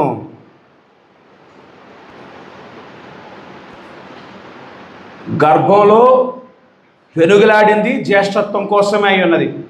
గర్భం నుండి బయటికి వచ్చినప్పుడు జ్యేష్ఠత్వం కోసం పెనుగులాడటం మనం చూడగలుగుతూ ఉండినాం. ఇప్పుడు యవనస్తులుగా వారు మారారు. యవనస్తులుగా వచ్చినప్పుడు ఇన్ని సంవత్సరాలుగా తన హృదయంలో ఒకటి ఉంది, యాకోబు యొక్క హృదయంలో ఆ జ్యేష్ఠత్వం ఏదో విధంగా పొందుకోవాలని ఆలోచన కలిగిన వాడిగా ఉండినాడు. ఆ యొక్క సందర్భం కోసం ఎదురు చూస్తుండిన వాడిగా ఉండినాడు. చిన్నప్పటి నుండి గర్భంలో ఉండిన దగ్గర నుండి దేవుడే ఆ యొక్క మంటను తన హృదయంలో పెట్టి ఉన్నాడు. ఆ ఆశను యాకోబు హృదయంలో పెట్టడం మనం చూడగలుగుతా ఉండినాం. ఆ ఆశ యవనస్తుడిగా ఉంటుండగా ఆ ఆశ మరి పోలేదు, కానీ ఆ ఆశ మరింత మరింత మరింత ఎక్కువై ఉన్నది. కనుక ఒక సందర్భం కోసం, ఒక బలహీనమైన క్షణం కోసం యాకోబు ఎదురు చూచుచున్న వాడిగా ఉండి ఉన్నాడు. 32వ వచనం, ఏశావు నేను చావబోచున్నాను కదా, జ్యేష్ఠత్వం నాకెందుకనెను. ఏశావు ఎక్కడి నుంచి వచ్చాడు? వేటకు వెళ్ళాడు. మా అయితే 2 రోజులు వేట, అక్కడ వేట కోసం అడవిలోనే ఉండుంటాడు. ఏ ఆహారం దొరకలేదు, ఏ పళ్ళు దొరకలేదు, ఏ కూరగాయలు దొరకలేదు. 2 రోజులు మరి ఆహారం తినలేదు అనుకుంటున్నాం. బాగా నీరసం అయిపోయాడు, బాగా బలహీనంగా ఉన్నాడు. కానీ చచ్చిపోయే స్థితిలో ఏమి లేడు. కొంచెం ఎగ్జాగరేట్ చేసి చెప్తా ఉన్నారు, అంటే కొంచెం ఎక్కువ చేసి చెప్తా ఉన్నాడు. నేను చచ్చిపోయే స్థితిలో ఉన్నాడు. మహా అయితే నీరసంగా ఉండుంటాడు, మహా అయితే బలహీనంగా ఉండుంటాడు, మహా అయితే బాగా ఆకలిగా ఉండుంటాడు ఏశావు. కానీ చచ్చిపోయే స్థితిలో లేడు. ఎప్పుడైతే బలహీనంగా ఏశావు మరి తన గృహం దగ్గరికి వచ్చాడో, యాకోబు ఏ పరిస్థితిలో ఉన్నాడు? మరి ఆ కలగూర వంటకాన్ని వండుతూ ఉండినాడు, చిక్కుడు విత్తనాల వంటకాన్ని వండుచున్నవాడిగా ఉండినాడు. ఎప్పుడైతే ఆకలితో ఉన్నాడో, ఆ మండుచున్న ఆ యొక్క ఉడుకుచున్న కూరను చూశాడో, ఏశావు తన యొక్క ఆశను, తన యొక్క ఆకలిని మరి కంట్రోల్ చేసుకోలేని పరిస్థితిలో ఉండిన వాడిగా ఉండినాడు. ఒక్క పూట భోజనం కోసము తన జ్యేష్ఠత్వాన్ని అమ్మివేయడానికి సిద్ధపడిపోయిన వాడిగా ఉండినాడు. ఇన్ని సంవత్సరాలుగా ఏశావు జ్యేష్ఠత్వాన్ని కలిగి ఉన్నాడు. ఆ జ్యేష్ఠత్వం యొక్క విలువను తెలుసుకొనని వాడిగా ఉన్నాడు ఏశావు. జ్యేష్ఠత్వం కలిగి ఉండినప్పుడు గమనించండి, వంశావళి రాసేటప్పుడు జ్యేష్ఠుడిగా జన్మించిన వాని యొక్క పేరు రాయబడుతుంది. 2వ వాడి పేరు రాయబడుతుంది, 3వ వాడి పేరు రాయబడదు, కానీ జ్యేష్ఠుడిగా ఉండిన వాడి పేరు రాయబడుతుంది. వంశావళి జ్యేష్ఠత్వం కలిగిన వాడి నుండి కొనసాగించబడుతుంది. జ్యేష్ఠత్వం కలిగిన వాడు యాజకుడిగా ఉంటాడు.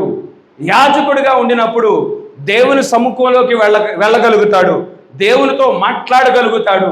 దేవుడు ఆ వ్యక్తిని దర్శించువాడిగా ఉంటాడు.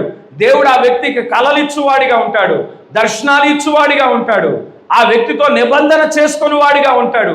ఆ వ్యక్తి పక్షాన దేవుడు నిలబడివాడిగా ఉంటాడు. ఆ వ్యక్తిని దేవుడు నడిపించువాడిగా ఉంటాడు. హల్లెలూయా. అంతేకాకుండా తండ్రి దగ్గర నుండి 2 ఆశీర్వాదం వస్తుంది. తండ్రి యొక్క ఆస్తిలో నుండి 1 పాలు కాదు, 2 పాళ్ళు వస్తాయి. కనుక 2 భాగాలు జ్యేష్ఠత్వం కలిగిన వాడికి, ఒక్కొక్క భాగం మిగిలిన వారికి వస్తుంది అన్నమాట. ఆ జ్యేష్ఠత్వాన్ని చిన్నప్పటి నుండి కలిగి ఉండి దాని విలువ ఎరగని వాడిగా ఉన్నాడు ఏశావు. ఒక పూట భోజనం కోసం దాన్ని తృణీకరించే స్థితిలో ఉండి ఉన్నాడు. అందుకే దేవుడు ముందుగానే చెప్పాడు, 2 జాతుల ప్రజలు, 2 మనస్తత్వాలు కలిగిన ప్రజలు నీ గర్భం నుండి వస్తారు. ఒకరేమో జ్యేష్ఠత్వం యొక్క విలువను ప్రత్యక్షత ద్వారా ఎరిగి ఉండిన వారు ఉంటారు. ఇంకొకడు ఉంటాడు జ్యేష్ఠత్వం కలిగి ఉండినప్పటికీ దాని విలువ ఎరగని వాడిగా ఉంటాడు. యాకోబుకి జ్యేష్ఠత్వం యొక్క విలువ ఎలా తెలిసింది అంటే, దేవుడే ఆ ప్రత్యక్షతను ఇచ్చి ఉన్నాడు, దేవుడే ఆ బయలుపాటును ఇచ్చి ఉన్నాడు. దేవుడే నేను ఆశీర్వదించబడాలంటే నేను జ్యేష్ఠత్వాన్ని పొందుకోవాలి, నేను దీవించబడాలంటే నేను జ్యేష్ఠత్వాన్ని పొందుకోవాలి, దేవుడు నా పక్షాన నిలబడాలంటే నేను జ్యేష్ఠత్వం పొందుకోవాలి, దేవుడు నన్ను దర్శించాలి అంటే జ్యేష్ఠత్వం నేను పొందుకోవాలి, అబ్రాహాము వలె ఇస్సాకు వలె నేను ఆశీర్వాదాలు పొందుకోవాలి అంటే జ్యేష్ఠత్వం పొందుకోవాలని ప్రత్యక్షత ద్వారా యాకోబు తెలుసుకొనిన వాడిగా ఉన్నాడు. కానీ ఏశావు ఆ విధంగా లేడు, ప్రత్యక్షత లేదు, బయలుపాటు లేనివాడిగా ఉండి ఉన్నాడు. 33వ వచనం, యాకోబు నేడు నాతో ప్రమాణము చేయమనెను. అతడు యాకోబుతో ప్రమాణం చేసి అతనికి జ్యేష్ఠత్వం అమ్మివేయగా, నీకు ఈ వంటకం కావాలంటే ఈ వంటకం నీకు ఇస్తాను, నాకు సంవత్సరం లోపు జ్యేష్ఠత్వం నాకు ఇచ్చేయి అని యాకోబు అంటం లేదు. పోని 1 నెలలోపు నాకు ఇచ్చేయాలి అని అంటం లేదు, ఓ వారం లోపు ఇచ్చేయాలి అని అంటం లేదు. నాకు ఈ క్షణంలోనే జ్యేష్ఠత్వ విషయమై ప్రమాణం చేయి, అప్పుడు ఈ వంటకాన్ని నీకు ఇస్తానని చెప్తా ఉండేనాడు. ఈ క్షణంలోనే నాకు ఆ దీవెన కావాలి, ఈ క్షణంలోనే నాకు ఆశీర్వాదం కావాలి అని యాకోబు ప్రమాణం చేయించుకోవటం మనం చూడగలుగుతూ ఉంటున్నాం. ఇక్కడ ఆ క్షణంలోనే ఆశీర్వాదం విషయమై ప్రమాణం చేయమని ఏ విధంగా అయితే ఏశావును ఒత్తిడి చేశాడో, ఒకనాడు అదే యాకోబు దగ్గరికి నిబంధన దూత కూడా వచ్చింది. ఆ నిబంధన దూత దగ్గర కూడా ఇదే ప్రవర్తిస్తూ ఉండేనాడు. నిబంధన దూతతో పెనుగులాడి, నన్ను ఆశీర్వదిస్తే కానీ నిన్ను విడిచిపెట్టను, నన్ను దీవిస్తే కానీ నిన్ను విడిచిపెట్టను అని రాత్రంతా పెనుగులాడాడు. ఆశీర్వదిస్తే కానీ నిబంధన దూతను విడిచిపెట్టని వాడిగా ఉంటున్నాడు. ఈనాడు మనం ఎటువంటి వారముగా ఉన్నాం? పరిశుద్ధ మన యొక్క వర్తమానంలో అనేక ఆశీర్వాదాలు ఇవ్వబడ్డాయి, అనేక దీవెనల గురించి ప్రస్తావించబడ్డాయి. వధువుగా ఉండిన వారికి రూపాంతరపు విశ్వాసం ఇవ్వబడుతుంది. ఈ వర్తమానం ద్వారా మరి రూపాంతరపు శక్తిని మనం పొందుకునే వారముగా ఉంటాం. ఈ వర్తమానం ద్వారా పరిపూర్ణమైన మానవ స్వరూపాన్ని మనం పొందుకునే వారముగా ఉంటాం. ఈ వర్తమానం ద్వారా దేహం యొక్క మార్పు జరుగుతుంది. ఈ వర్తమానం ద్వారా ఆదాము ఏ స్వాస్థ్యమైతే కోల్పోయాడో అధికారాన్ని తిరిగి పొందుకుంటారు, నిత్య జీవాన్ని తిరిగి పొందుకుంటారు, థియోఫనీని తిరిగి పొందుకుంటారు. హల్లెలూయా. మరి ఆ పూర్వపు ఏదేనును పొందుకుంటారు, కొత్త భూమి కొత్త ఆకాశాన్ని పొందుకుంటారు. గొర్రెపిల్ల వివాహ మహోత్సవంలోనికి వారు ప్రవేశిస్తారు. వారి నోట యందు పలుకబడిన మాట ఉంచబడుతుంది అని దీవెనలన్నిటి గురించి ప్రస్తావించబడి ఉంటుండగా యాకోబు వలె ప్రభువా నాకు ఆశీర్వాదాలు ఇవ్వు, నాకు ఆ దీవెనలు ఇవ్వని మరి మనం విడిచిపెట్టకుండా విడువని పట్టుదలతో మనం ప్రార్థన చేయుచున్న వారముగా ఉన్నామా? ఏశావు వలె నిర్లక్ష్యముగా ఉంటున్నామా? ఈ వర్తమానం యొక్క విలువ తెలిసిన వారముగా ఉన్నామా? వర్తమానం మన చేతిలో ఉంచుకొని దాని విలువ ఎరగని వారముగా మనం ఉన్నామా? ఏ జాతిని మనం ప్రతిబింబిస్తా ఉన్నాం? యాకోబును ప్రతిబింబిస్తా ఉన్నామా? ఏశావును ప్రతిబింబిస్తా ఉన్నామా? మనం గుర్తించవలసిన అవసరం ఉన్నది. మన జీవితాలను మనం వివేచించుకోవలసిన అవసరం ఉన్నది.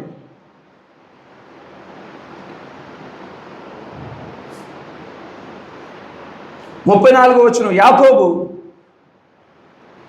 ఆహారమును చిక్కుడుగాయల వంటకమును ఏశావుకి ఇచ్చెను, అతడు తిని త్రాగి లేచిపోయెను, అట్లు ఏశావు తన జ్యేష్ఠత్వమును తృణీకరించెను. పౌలు చెప్తా ఉన్నాడు, ఒక పూట భోజనం కోసం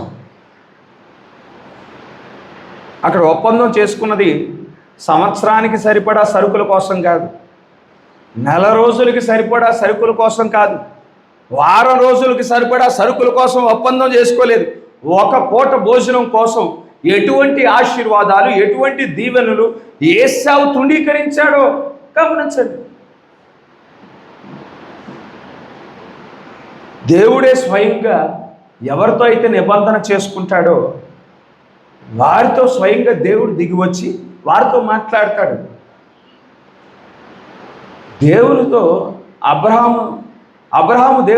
దేవుడు అబ్రహాముతో నిబంధన చేసుకున్నప్పుడు అబ్రహాము పక్షాన దేవుడు నిలబడ్డాడు.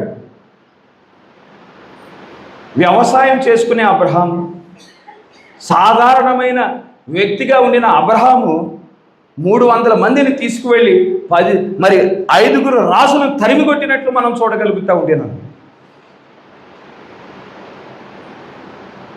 అది అబ్రహాము యొక్క శక్తి, అబ్రహాము యొక్క సామర్థ్యత. మరి తీసుకువెళ్ళిన 300 మంది యొక్క ఆ యొక్క యుద్ధ నైపుణ్యమా అంటే వారు కూడా అబ్రహాము యొక్క ఇంటిలో పనివారిగా ఉండిన వారే. వారికి వ్యవసాయం వచ్చు, వారికి పశువులు మేపటం వచ్చు, ఇంటి పనులు చేయటం వచ్చు, కానీ వారు ఎప్పుడు యుద్ధాలు చేసిన వారు కాదు. ఆ యుద్ధం గెలవటానికి, రాజులతో యుద్ధం గెలవటానికి కారణం ఏంటి? దేవుడు వారి పక్షాన నిలబడిన వాడిగా ఉండేనాడు. అటువంటి ఆశీర్వాదాన్ని ఏశావు తృణీకరించుతున్న వాడిగా ఉండేనాడు. దేవుడు థియోఫనీలో దిగి వచ్చి మాట్లాడుతూ ఉన్నాడు. దేవుడు మరి భౌతికమైన శరీరంతో దిగి వచ్చి మాట్లాడుతూ ఉన్నాడు. నా దాసునికి బయలుపరచకుండా నేను ఏది చేయనని మరి ఎవరితో అయితే నిబంధన చేసుకుని ఉన్నాడో ఆ నిబంధన చేసిన వ్యక్తితో వచ్చి దేవుడు మాట్లాడి సొదొమ గొమొర్ర పట్టణాలు నాశనం చేయడానికి మునుపు ఇలా నేను నాశనం చేయబోతా ఉన్నాను, తీర్పు తీర్చనై ఉన్నానని అబ్రహాముతో వచ్చి చెప్తా ఉండినాడు. ఆ జ్యేష్ఠత్వం, ఆ నిబంధనకు ఉండిన విలువ అటువంటిది. దేవుడు ఏదైనా చేయాలనుకున్నప్పుడు మరి ఆ వ్యక్తి ప్రవక్తగా ఉంటాడు ఆ కాలానికి. ఆ ప్రవక్తకు బయలుపరిచే ఏదైనా దేవుడు చేయువాడై ఉన్నాడు. అటువంటి ఆశీర్వాదాన్ని ఒక పూట భోజనం కోసం తృణీకరించుతున్నవాడిగా ఉండినాడు.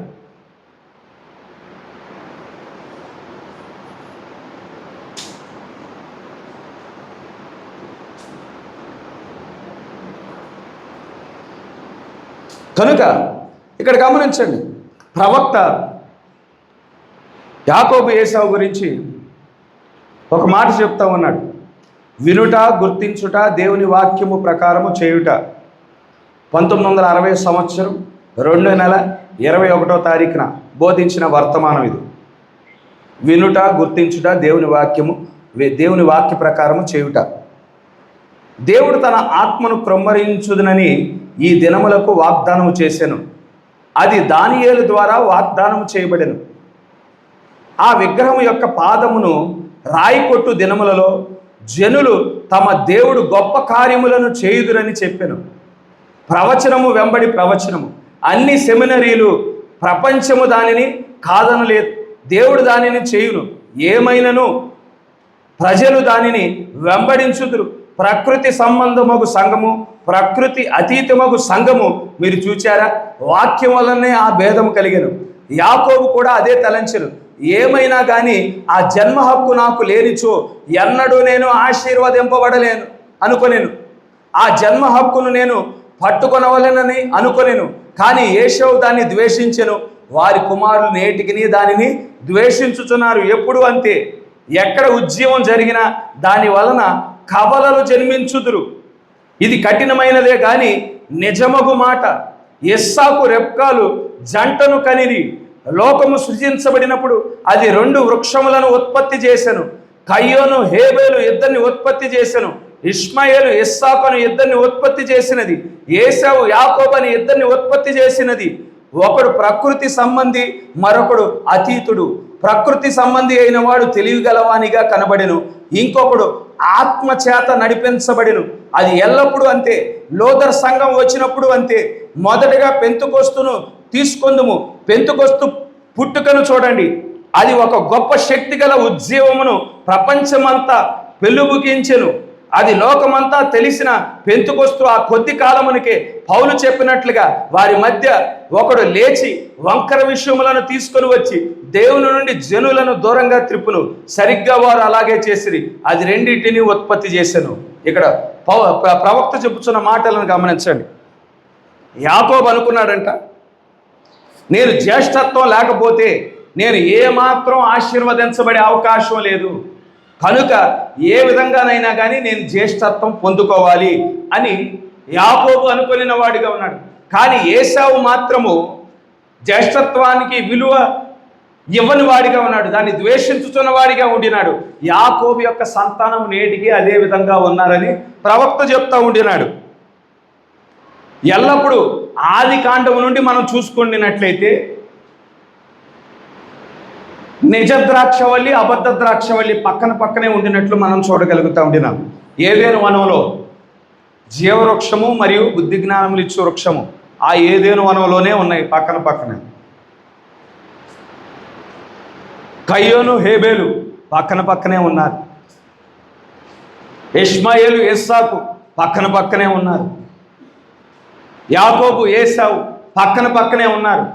అదేవిధంగా ప్రతి ఉద్యమం ప్రారంభమైనప్పుడు కూడా ఇద్దరు కవలలు పక్కన పక్కనే జన్మిస్తారు, ఇద్దరు కవలలు ఉంటారు అని ఇక్కడ ప్రవక్త స్పష్టంగా చెప్తా ఉండినాడు. ఉదాహరణకి పెంతుకొస్తు దినం దగ్గరికి వెళ్దాం. పెంతుకొస్తు దినాన ఏం జరిగింది? ఆ మేడగది మీద పరిశుద్ధాత్మ కృమ్మరించబడింది. 120 మంది పరిశుద్ధాత్మతో నింపబడ్డారు. దేవుడి అగ్ని స్తంభముగా దిగి వచ్చాడు. అగ్ని నాలుకలుగా తను తాను విభాగించుకొని ఆ 120 మంది మీద క్రొమ్మరించుకొని ఉన్నాడు. వారంతా అగ్ని నాలుకలతో నింపబడ్డారు. నింపబడిన వారు ఇక పరిశుద్ధాత్మ ద్వారా వారు నడిపించబడతా ఉండినారు. మొదటి ప్రేమ కలిగిన వారిగా ఉండినారు. మరి వారి మధ్యన ఎటువంటి భేదాభిప్రాయాలు లేవు, ఎటువంటి మనస్పర్ధలు లేవు. మరి వారు మొదటి ప్రేమ కలిగిన వారిగా ఉన్నారు. ఒకరి మీద ఒకరు చాడీలు చెప్పేవారిగా లేరు, ఒకరినొకరు ద్వేషించేవారిగా లేరు, ఒకరినొకరు పురిగొల్పుకునేవారిగా ఉన్నారు. వారి మధ్యన మొదటి ప్రేమ ఉన్నది.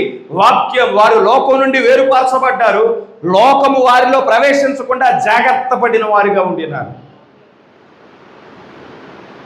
అయితే పౌలు ముందుగానే హెచ్చరించాడు, మేము వెళ్ళిపోయిన తర్వాత మీరైతే ఆత్మ సంబంధులుగా ఉన్నారు, బాగానే ఉంది. మేము వెళ్ళిపోయిన తర్వాత గొర్రె చర్మములు ధరించుకున్న తోడేళ్ళు సంఘంలోకి ప్రవేశిస్తాయి, జాగ్రత్త.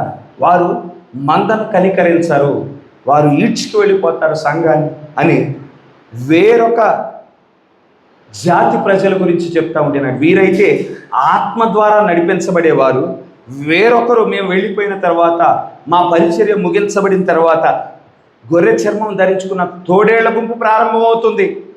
వారి విషయమై జాగ్రత్త పడండి అని పౌలు ముందుగానే హెచ్చరించి ఉన్నాడు. మీరైతే యాకోబు వంటి వారై ఉన్నారు, ఏశావు వంటి వారు మీలో బయలుదేరతారు, జాగ్రత్త. వారు మీ యొక్క హృదయాన్ని దేవుని వైపు నుండి లోకం వైపు తిరుపుతారు, జాగ్రత్త అని ముందుగానే హెచ్చరించి ఉన్నాడు. అలాగే పౌలు చెప్పిన విధంగానే మరి అపోస్తులు మరణించిన తర్వాత ఆ తోడేళ్ల గుంపు ప్రారంభమయ్యారు, ఏశావు వంటి వారు ప్రారంభమయ్యారు. సంఘంలోనికి నికోలాయితు క్రియలు వచ్చేసాయి, నికోలాయితు బోధ ప్రారంభమైపోయింది, నికోలాయితు సిద్ధాంతంగా మారిపోయింది. వారు దేవుని వైపు నుండి వారు తిరిగిపోయిన వారిగా ఉన్నారు, మొదటి ప్రేమ కోల్పోయిన వారిగా ఉండినారు. అక్కడ మొదట్లో యాకోబును ప్రతిబింబించే గుంపు ఉన్నది, తర్వాత ఏశావును ప్రతిబింబించే గుంపు. అదే కాలంలో అపోస్తులు మరణించిన తర్వాత మరి గొర్రె చర్మం ధరించుకొని వారు వచ్చిన వారిగా ఉండినారు. తర్వాత సంఘము చీకటి యుగంలోనికి వెళ్ళిపోయింది. దేవుడు మరలా ఏం చేశాడంటే లోదరుని లేపాడు. లోదరు వచ్చే కాలానికి పరిస్థితి ఏ విధంగా ఉందంటే, ఇదిగో ఈ ఆర్స్యం మా సంస్థలో మీ పేరు నమోదు చేసుకుంటేనే పరలోక రాజ్యానికి వెళ్తారు, లేదంటే వెళ్ళరు. మా సంఘంలో సభ్యత్వం పొందుకుంటేనే మీరు పరలోకానికి వెళ్తారు, లేదంటే వెళ్ళరు. మా దగ్గర నుండి పాప పరిహార పత్రాలు మీరు పొందుకోవాలి, అప్పుడు మా పోపు మీకోసం ప్రార్థన చేస్తాడు, అప్పుడు మాత్రమే మీ పాపాలు క్షమించబడతాయి. దానికోసం మీరు ఇక్కడే ఆ పాప పత్రాలు కొనుక్కోండి. ఒకవేళ మీ బంధువుల్లో ఎవరైనా మరణించినా కానీ ఆ మరణించిన వారికి మేము ప్రత్యేకమైన ప్రార్థనలు చేస్తాం, దానికోసం డబ్బులు కట్టండి, అక్కడ క్యూలోకి వెళ్ళి కౌంటర్లోకి వెళ్ళి డబ్బులు కట్టండి. అటు నరకంలోకి వెళ్ళేవాడు పరలోకానికి వెళ్ళిపోతాడు మా ప్రార్థన బట్టి అని వాక్యంలో లేని బోధ వారు బోధించేవారు. క్రిస్మస్ను తీసుకొచ్చారు, మరి ఒక దేవుని ముగ్గురు దేవుళ్ళుగా చేశారు. వాళ్ళు దేవునికి మానవునికి మధ్యన చనిపోయిన పరిశుద్ధులు మధ్యవర్తులుగా ఉంటారని వాక్యములో లేని బోధ. కన్యకైన మరియకు కూడా, ఆమె కూడా దైవాంశ సంభూతురాలు, ఆమె కూడా పూజ చేయాలని ప్రారంభించి ఉన్నారు.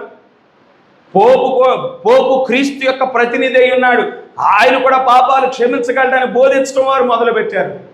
వీటన్నిటి విషయమై దేవుడు ఏం చేశాడు, లోదరుని లేపాడు. మేము పలానా సంఘంలో సభ్యత్వం పొందుకోవటం వల్ల మేము పరలోక రాజ్యం వెళ్ళాం, మీ దగ్గర మా పేరు నమోదు చేయటం వల్ల మేము పరలోక రాజ్యం వెళ్ళడం, కానీ ఏ క్రీస్తు అయితే మా కోసం మరణించాడో, ఏ దేవుడైతే మాకు రక్షకుడిగా జన్మించాడో, మా సమీప బంధువుడిగా జన్మించాడో, ఆయనను మేము అంగీకరించినప్పుడు, ఆయనే మా రక్షకుడిగాని మేము అంగీకరించి ఆ యేసుక్రీస్తు నామంలో బాప్తిసం పొందినప్పుడు మాత్రమే మేము పరలోక రాజ్యంలో ప్రవేశించగలుగుతామని నీతీకరణ వర్తమానాన్ని తీసుకువచ్చాడు. అప్పుడు ఒక గొప్ప ఉద్యమం ప్రారంభమైంది. లోతరు దినాల్లో గొప్ప ఉద్యమం ప్రారంభమైంది. మరలా పెంతుకొస్తు దినములలో ఏదైతే జరిగినదో అదే కార్యము లోదర్ దినాల్లో కూడా జరిగింది. లోదర్ చనిపోయిన వెంటనే యాకోబు వంటి వారిని చెడగొట్టడానికి ఏశావు వంటి వారు లేచారు. కవలలు ఉంటారు, ప్రతి ఉద్యమంలో కవలలు వస్తారు. లోదర్ కాలంలో కూడా లోదర్ యొక్క వర్తమానాన్ని వారు చేర్చుకొని ఉన్నారు ప్రజలు. అయితే అక్కడ కూడా లోదర్ చనిపోయిన వెంటనే ఏశావు వంటి వారు లేచారు. లోదర్ ఏ వర్తమానాన్ని అయితే బోధించున్నాడో దాన్ని ఒక సిద్ధాంతంగా మార్చేశారు. ఆ సిద్ధాంతం మీద ఒక సంఘాన్ని కట్టేశారు. దేవుడు నీతీకరణ చెప్పి నీతికరణ బోధించి అక్కడే ఆగిపోట్ల పరిశుద్ధాత్ముడు నీతికరణ నుండి శుద్ధీకరణలోనికి నడిపిస్తూ ఉన్నాడు. వీళ్ళేంటి, మాకు లోతు నీతికరణే నేర్పించాడు, మేము ఇంకా కొత్తవేమి తెలుసుకోము, కొత్తవేమి అంగీకరించము అని అక్కడ నీతికరణ దగ్గర ఆగిపోయారు. అక్కడ ఒక సంస్థగా వారు నిర్మించేసుకున్నారు. ఇదే మా బోధ, దీన్నే మేము అంగీకరిస్తాము, మా పైనుంచి ఏదైతే ఈ బోధ అంగీకరించబడిందో దాన్నే బోధిస్తాము. ఒకవేళ ఈ బోధ నుండి తప్పిపోతే వారిని పాస్టర్ పదవుల నుండి తోసివేస్తాం అని ఏశావు వంటి వారు ఏం చేశారు, వారి జ్ఞానంతో ఒక సిద్ధాంతాన్ని తయారు చేశారు. అయితే దేవుడు వెస్లీని లేపాడు. వెస్లీని లేపినప్పుడు శుద్ధీకరణ వర్తమానాన్ని తీసుకొచ్చాడు. మీరు యేసుక్రీస్తుని అంగీకరించారు, బాగానే ఉంది, నీటి బాప్తిసం పొందుకున్నారు, బాగానే ఉంది. అయితే మీ ఆలోచనలు వాక్యం ద్వారా కడగబడాలి, మీ తలంపులు కడగబడాలి, మీ ఉద్దేశాలు కడగబడాలి, మీ నడవడిక మార్చబడాలి, మీ జీవితం మార్చబడాలి అని శుద్ధీకరణ వర్తమానాన్ని వెస్లీ బోధించిన వాడిగా ఉండినాడు. ఎప్పుడైతే వెస్లీ లేపబడ్డాడో గొప్ప ఉద్యమం ప్రారంభమైంది. ఆ గొప్ప ఉద్యమంలో కూడా మరలా కవలలు జన్మించారు. వెస్లీ బోధించిన ఆ యొక్క శుద్ధీకరణ వర్తమానాన్ని ఒక సిద్ధాంతంగా మార్చేశారు. పరిశుద్ధాత్ముడు శుద్ధీకరణ బోధించి అక్కడితో ఆగిపోవటం లేదు, పరిశుద్ధాత్మ వరముల దగ్గరికి తీసుకువెళ్తా ఉన్నాడు. కానీ వీరు మాత్రం, ఏశావు వంటి వారు మాత్రం, ఇదిగో మేము దీని మీద ఒక సంస్థ కట్టేశాము, మాకు పైనుండి ఈ బోధ తప్ప వేరేది రాలేదు, మా యొక్క సీనియర్ పాస్టర్లు ఈ బోధనే అంగీకరించారు, మాకు ఏదైనా కానీ వారు పంపించిన బోధే మేము వింటాం అని అక్కడే శుద్ధీకరణ దగ్గర ఆగిపోయారు. పరిశుద్ధాత్ముడు మాత్రం ఎక్కడికి తీసుకువెళ్ళాడు, పరిశుద్ధాత్మ వరముల దగ్గరికి తీసుకువెళ్ళాడు. అక్కడ కూడా ఒక సిద్ధాంతం, అక్కడ కూడా ఒక ఉద్యమం ప్రారంభమైంది. అక్కడ కూడా కవలలిద్దరు పరిశుద్ధాత్మ కృమ్మరించబడినప్పుడు ఆ యొక్క పెంతుకొస్తు కాలంలో దాన్ని ఆ పరిశుద్ధాత్మ కృమ్మరింపు అంగీకరించిన వారు అంగీకరించిన తర్వాత పరిశుద్ధాత్ముడు అక్కడే ఆగిపోవటం లేదు. పుత్ర స్వీకారానికి సంబంధించిన వర్తమానం దగ్గరికి పరిశుద్ధాత్ముడు తీసుకువెళ్తా ఉన్నాడు. వీరు మాత్రం అక్కడే ఉండిపోయిన వారిగా ఉండినారు. ప్రతి ఉద్యమంలో కవలలు, లోదర కాలంలో కవలలు, వెస్లీ కాలంలో కవలలు, పెంతుకొస్తు కాలంలో కవలలు. అదేవిధంగా ఈ యొక్క వధువు ఉద్యమంలో కూడా అదే విధంగా కవలు అంటే రెండు రకాల ప్రజలు ఉంటారు. రెండు రకాల ప్రజలు ఉన్నారు.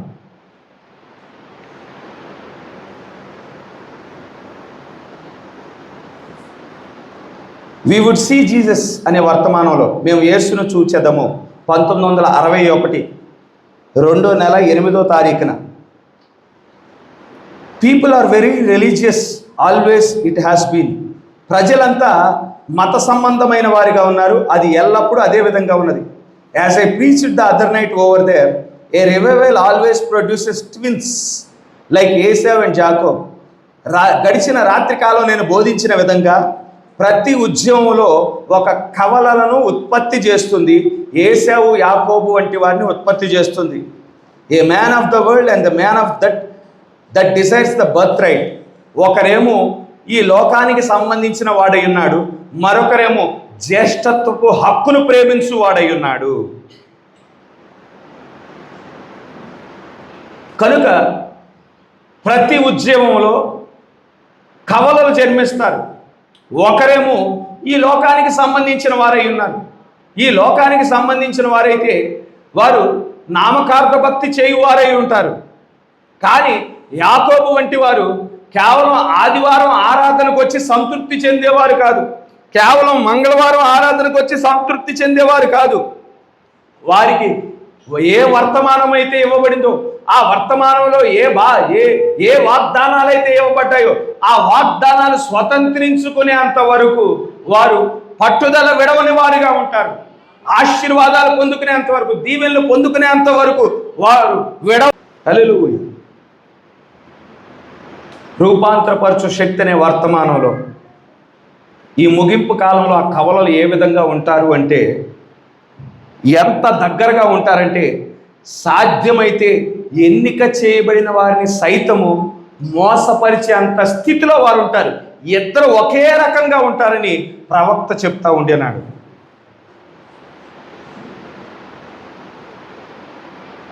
మరలా ఈ వినుట, గుర్తించుట, వాక్య ప్రకారం ప్రవర్తించుట అనే వర్తమానంలో ఈ లోకము రెండు శక్తుల ద్వారా నడిపించబడుతుందని ప్రవక్త చెప్తా ఉంటున్నాడు. ఒకటేమో పరిశుద్ధాత్మ శక్తి, మరొకటేమో ఈ లోకపు శక్తి, ఈ లోకపు ఆత్మ. కనుక రెండు గుంపుల ప్రజలను రెండు ఆత్మలు నడిపిస్తూ ఉంటున్నాయి. అయితే మనం ఎటువంటి చివరి కాలంలో మనం వచ్చి ఉన్నాము అంటే, ఇద్దరు రెండు రకాల ప్రజలు ఒకరి ఎదురుగా ఒకరు నిలబడి తలపడే స్థితికి ఆ కాలానికి మనం వచ్చిన వారమై ఉన్నాము అని ఇక్కడ ప్రవక్త చెప్తా ఉంటున్నాడు.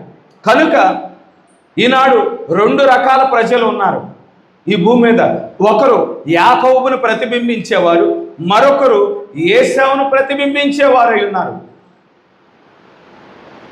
ఈ సంగతులన్నీ దేవుడు ఆయన అనంతుడు కనుక మొదటి దినం నుండి ఆఖరి దినం వరకు ఆయనకి సమస్త సంగతులు తెలుసు కనుక వీటికి ఛాయంతా ఆది కాండంలోనే పెట్టేశాడు దేవుడు.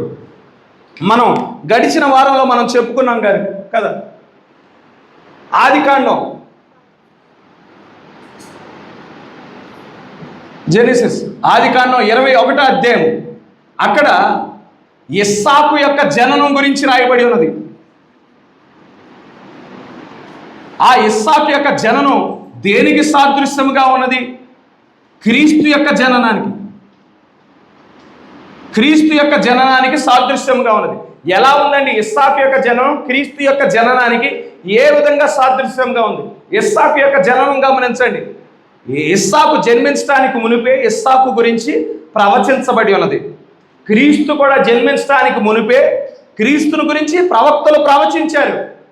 ఇస్సాకు యొక్క పేరు అబ్రహాము పెట్టిన పేరు కాదు, శారా పెట్టిన పేరు కాదు, కానీ నిబంధన దూతే ఆ పేరును బయలుపరిచి ఉన్నాడు. ఆ పేరుని ఇస్సాకుకు పెట్టబడి ఉన్నది. క్రీస్తు యొక్క పేరు కూడా మరి యోసేపు మరియలు పెట్టిన పేరు కాదు, కానీ నిబంధన దూత బయలుపరిచిన పేరే అయి ఉన్నది. ఇస్సాకు శరీర కార్యముల ద్వారా జన్మించువాడు కాదు, కానీ అబ్రాహాము యొక్క పూర్తి శక్తి నశించిపోయిన తర్వాత వాగ్దానం దేవుని యొక్క శక్తి ద్వారా అబ్రహాము నింపబడి వాగ్దాన సంతానముగా ఇస్సాకు ఉన్నాడు. క్రీస్తు కూడా శరీర కార్యముల ద్వారా జన్మించలేదు, కానీ కన్యకైన మరియను పరిశుద్ధాత్మ ఆవరించుట ద్వారా ఆయన జన్మించిన వాడిగా ఉండినాడు. ఇది సహజాతీతమైన జననమే అయ్యున్నది, ఇది సహజాతీతమైన జననమై ఉన్నది. కనుక 21వ అధ్యాయము క్రీస్తు ఇస్సాకు యొక్క జననము దేనికి సాదృశ్యంగా ఉన్నది? క్రీస్తు యొక్క జననానికి సాదృశ్యంగా ఉన్నది. 22వ అధ్యాయము ఇక్కడ మొరియా పర్వతం, మొరియా పర్వతం అది దేనికి సాదృశ్యముగా ఉన్నది? కల్వరికి సాదృశ్యముగా ఉన్నది. మొరియా పర్వతం మీద దేవుడు ఏం చేశాడు? అబ్రహాముని నీ ఒక్కగానొక్క కుమారుడైన ఇస్సాకుని బలిగా అర్పించు అని చెప్పినప్పుడు అబ్రహాము ఏమాత్రం తృణకలా, ఏమాత్రం మెడకలా, ఏమాత్రం భయపడలా, ఏమాత్రం కంగారు పడలా. ఎందుకంటే అబ్రహాముకి అప్పటికే దేవుని గురించి తెలుసు. నా దేవుడు సహజాతీతమైన కార్యములు చేయువాడై ఉన్నాడు. నా శరీరాన్ని మార్చి మరి తన యొక్క వాగ్దానాన్ని నెరవేర్చాడు కనుక మరలా ఇప్పుడు ఇస్సాకును బలిగా అర్పించినా కానీ దేవుడు మరణాన్ని ఉండైనా కానీ నా కుమారుని లేపుతాడని ఒక నిశ్చయతతో దేవుడు చెప్పగానే ఆ ఇస్సాకును తీసుకొని మొరియా పర్వతానికి ప్రయాణం చేశాడు. మొరియా పర్వతం ఎక్కుచుంటుండగా ఇస్సాకుకు అర్థమైపోయింది, తండ్రి బలి అర్పణ అర్పించడానికి ఏ పశువును తీసుకురాలేదు, అడిగితేనేమో దేవుడే సమకూరుస్తాడు అని చెప్తా ఉన్నాడు. కానీ బలి అర్పణ అర్పించబడేది నన్నే అని ఇస్సాకుకు అర్థమైపోయింది. ఇస్సాకుకు అర్థమైనా కానీ మరణం వరకు తండ్రికి విధేయుడిగా ఉండిన వాడై ఉన్నాడు. క్రీస్తు కూడా ఆయన కలువరి శిలువలోకి వెళ్ళటానికి మునిపే గెత్సెమనే తోటలోనే ఆయనకి సంభవించే కార్యమంతా బయలుపరచబడి ఉన్నది. తండ్రి నీ చిత్తమైతే ఈ పాత్రను తొలగించు అని ప్రార్థన చేశాడు. కానీ ఇదే కదా నేను చేయటానికి వచ్చింది, నీ చిత్తమే నా ఎడల జరుగును గాక అని మరణం వరకు తండ్రికి విధేయుడిగా ఉండిన వాడిగా ఉండినాడు. ఆ మొరియా పర్వతం దగ్గర దేవుడు ఏం చేశాడు? మరి అబ్రాహాము యొక్క విశ్వాసాన్ని పరీక్షించి ఇక మరి ఎప్పుడైతే విశ్వాసము కలిగి ఉన్నాడని మరి ఎరిగి ఉన్నాడో దేవుడు తన సృజనాత్మక శక్తితో ఒక పొటేలును ఏర్పాటు చేసి ఉన్నాడు.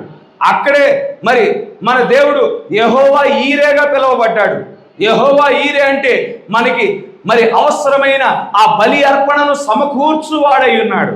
కనుక ఒక బలి అర్పణను అబ్రహాము కోసం ఏర్పాటు చేసి ఉన్నాడు. పొటేలును ఏర్పాటు చేసి ఉన్నాడు. ఆ పొటేలు దేనికి సాదృశ్యంగా ఉంది? మరణించిన క్రీస్తుకు సాదృశ్యముగా ఉంది. తప్పించుకొనిన ఇస్సాకు ఎవరికి సాదృశ్యముగా ఉన్నాడు? పునరుద్ధానం చెందిన క్రీస్తుకు సాదృశ్యముగా ఉన్నాడు. కనుక ఈ మొరియా పర్వతం అనుభవము కల్వరి పర్వతపు అనుభవానికి సాదృశ్యముగా ఉన్నది. ఇక్కడ మొరియా పర్వతం ఎక్కేటప్పుడు మరి ఇస్సాకు యొక్క వీపు మీద ఆ కట్టెలు మోసుకుంటా ఎక్కిన వాడిగా ఉన్నాడు. కల్వరి ఆ గల్గొతా పర్వతం మీదకి క్రీస్తు ఎక్కుచున్నప్పుడు ఆ యొక్క సిలువను మోసుకుంటా వెళ్ళిన వాడిగా ఉండి ఉన్నాడు. 23వ అధ్యాయం శారా యొక్క మరణం. శారా యొక్క మరణం ఉన్నది. ఇది దేనికి సాదృశ్యముగా ఉన్నది? శారా మరణించినప్పుడు ఇందాక చెప్పుకున్నాం, అబ్రహాము ఒక ప్రత్యక్షత కలిగి ఉన్నాడు. ఏ ప్రత్యక్షత? ఇదిగో మనం కానాను దేశంలో ఉన్నాం, వాగ్దాన దేశంలో ఉన్నాం. మన విమోచకుడు, మన రక్షకుడు ఈ దేశంలోనే శరీరధారిగా స్త్రీ సంతానంగా జన్మించనై ఉన్నాడు. ఆయన వచ్చి మన కోసం మరణించినప్పుడు మరి ఆయన మరణం నుండి పునరుద్ధానము చెందినప్పుడు మృతుల పునరుద్ధానము కూడా జరుగును. కనుక మనం ఇక్కడే పాతి పెట్టబడాలి, ఈ భూభాగంలోనే పాతి పెట్టబడాలని ఏం చేశాడు అబ్రహాము? ఆ యొక్క కానాను దేశంలో ఆ యొక్క మక్పెలా గుహను మరి కొన్నట్లు మనం చూడగలుగుతూ ఉండినాం. నాకు ఫ్రీగా వద్దు, బహుమానంగా వద్దు, పూర్తి వెల చెల్లించి మరి నేను కొంటాను. నా దేవుడు వస్తాడు, ఆయన నా కోసం మరణిస్తాడు. మరణించి పునరుద్ధానం చెందినప్పుడు, మరణం నుండి లేచినప్పుడు మా సమాధులు కూడా ఆయన తెరుచువాడై ఉన్నాడు, మమ్ములు కూడా మరణం నుండి లేపువాడై ఉన్నాడని శారా యొక్క దేహాన్ని అక్కడే పాతి పెట్టాడు. అబ్రహాము యొక్క సమాధి కూడా అక్కడ పాతి పెట్టబడింది. ఇస్సాకు యొక్క దేహము, మరి రెబ్కా యొక్క దేహము, యాకోబు యొక్క దేహము, యోసేపు యొక్క దేహం, వారి దేహాలన్నీ అక్కడ కానాను దేశంలోనే పాతి పెట్టబడ్డాయి. క్రీస్తు యేసు మరణం నుండి లేచినప్పుడు వారి సమాధులన్నీ తెరవబడ్డాయి. అది దేనికి సాదృశ్యముగా ఉన్నది? 7 సంఘకాలాలు, 7 చర్చేజెస్. 7 సంఘకాలాలలో పరిశుద్ధులు యేసుక్రీస్తుని వారి రక్షకుడుగా, విమోచకుడుగా అంగీకరించి వారు మరణించారు. ఇక్కడ మొదటి రాకడప్పుడు ఏ విధంగా వారి సమాధులు తెరవబడ్డాయో, ఇక్కడ రెండో రాకడప్పుడు మరణించిన వారి సమాధులు తెరవబడతాయి. హల్లెలూయా! ఎందుకంటే వీరు క్రీస్తు యేసులో మరణించిన వారై ఉన్నారు. 7 సంఘకాలాలలో క్రీస్తు యేసులో మరణించిన వారై ఉన్నారు. శారా యొక్క మరణము ఇక్కడ 7 సంఘకాలాల్లో మరణించిన వారికి సాదృశ్యంగా ఉన్నది. శారా మరణం నుండి లేపబడినట్లు వీరు కూడా, వీరి సమాధులు కూడా తెరవబడతాయి. వీరు కూడా మరణం నుండి లేపబడతారు. 24వ అధ్యాయం బబులోను నుండి తీసుకురాబడిన రెబ్కా కోసం అబ్రాహాము ఏం చేశాడు? ఎలియాసును పంపించాడు. బబులోను నుండి ఆమె బయటకు వచ్చింది. ఆమె బబులోను నుండి బయటకు వచ్చి మరి మెసొపొతామియా ప్రాంతం నుండి బయటకు వచ్చి ఇస్సాకును కలుసుకొని ఉన్నది. ఇస్సాకుతో ఎక్కడికి ప్రవేశించినది? ఒక గుడారములోనికి ప్రవేశించింది. ఆ గుడారము ఏ గుడారమై ఉన్నది? శారా యొక్క గుడారమై ఉన్నది. ఆ గుడారములోనే శారా యొక్క ఆలోచనలను దేవుడు వివేచించాడు. ఆ గుడారములోనే శారాను నేను మరలా జీవకాలంలో దర్శిస్తానని దేవుడు చెప్పి ఉన్నాడు. ఆ గుడారములోనే శారా యొక్క దేహం మార్చబడింది, అబ్రాహాము యొక్క దేహం మార్చబడింది. ఆ గుడారములోనే వారి యొక్క దేహాలు యవ్వన దేహాలుగా మార్చబడ్డాయి. వారు బలాన్ని పొందుకొని ఉన్నారు, శక్తిని పొందుకొని ఉన్నారు. హల్లెలూయా! మరి ఈ గుడారము దేనికి సాదృశ్యంగా ఉన్నది? చెక్క గుడారానికి మరి ఆ గుడారపు దర్శనానికి సాదృశ్యముగా ఉంది. ప్రవక్త చూశాడు, ఒక తరమంట ఆ యొక్క గుడారంలోనికి ప్రవేశిస్తూ ఉన్నారట. వారు ఆ గుడారంలోనికి ప్రవేశించేటప్పుడు వికలాంగులుగా వెళ్తూ ఉన్నారు, రోగులుగా వెళ్తూ ఉన్నారు. ఆ గుడారంలోనికి ప్రవేశించి బయటికి వచ్చిన తర్వాత పరిపూర్ణులుగా వారు బయటికి వస్తూ ఉన్నారంట. ఎందుకంటే ఇక్కడ ఏ దేవుడైతే గుడారంలోనికి ప్రవేశించి అబ్రాహాము యొక్క శరీరాన్ని, శారా యొక్క శరీరాన్ని మార్చి ఉన్నాడో అదే దేవుడు ఈ గుడారపు దర్శనంలో మరి దిగివచ్చువాడై ఉన్నాడు. అది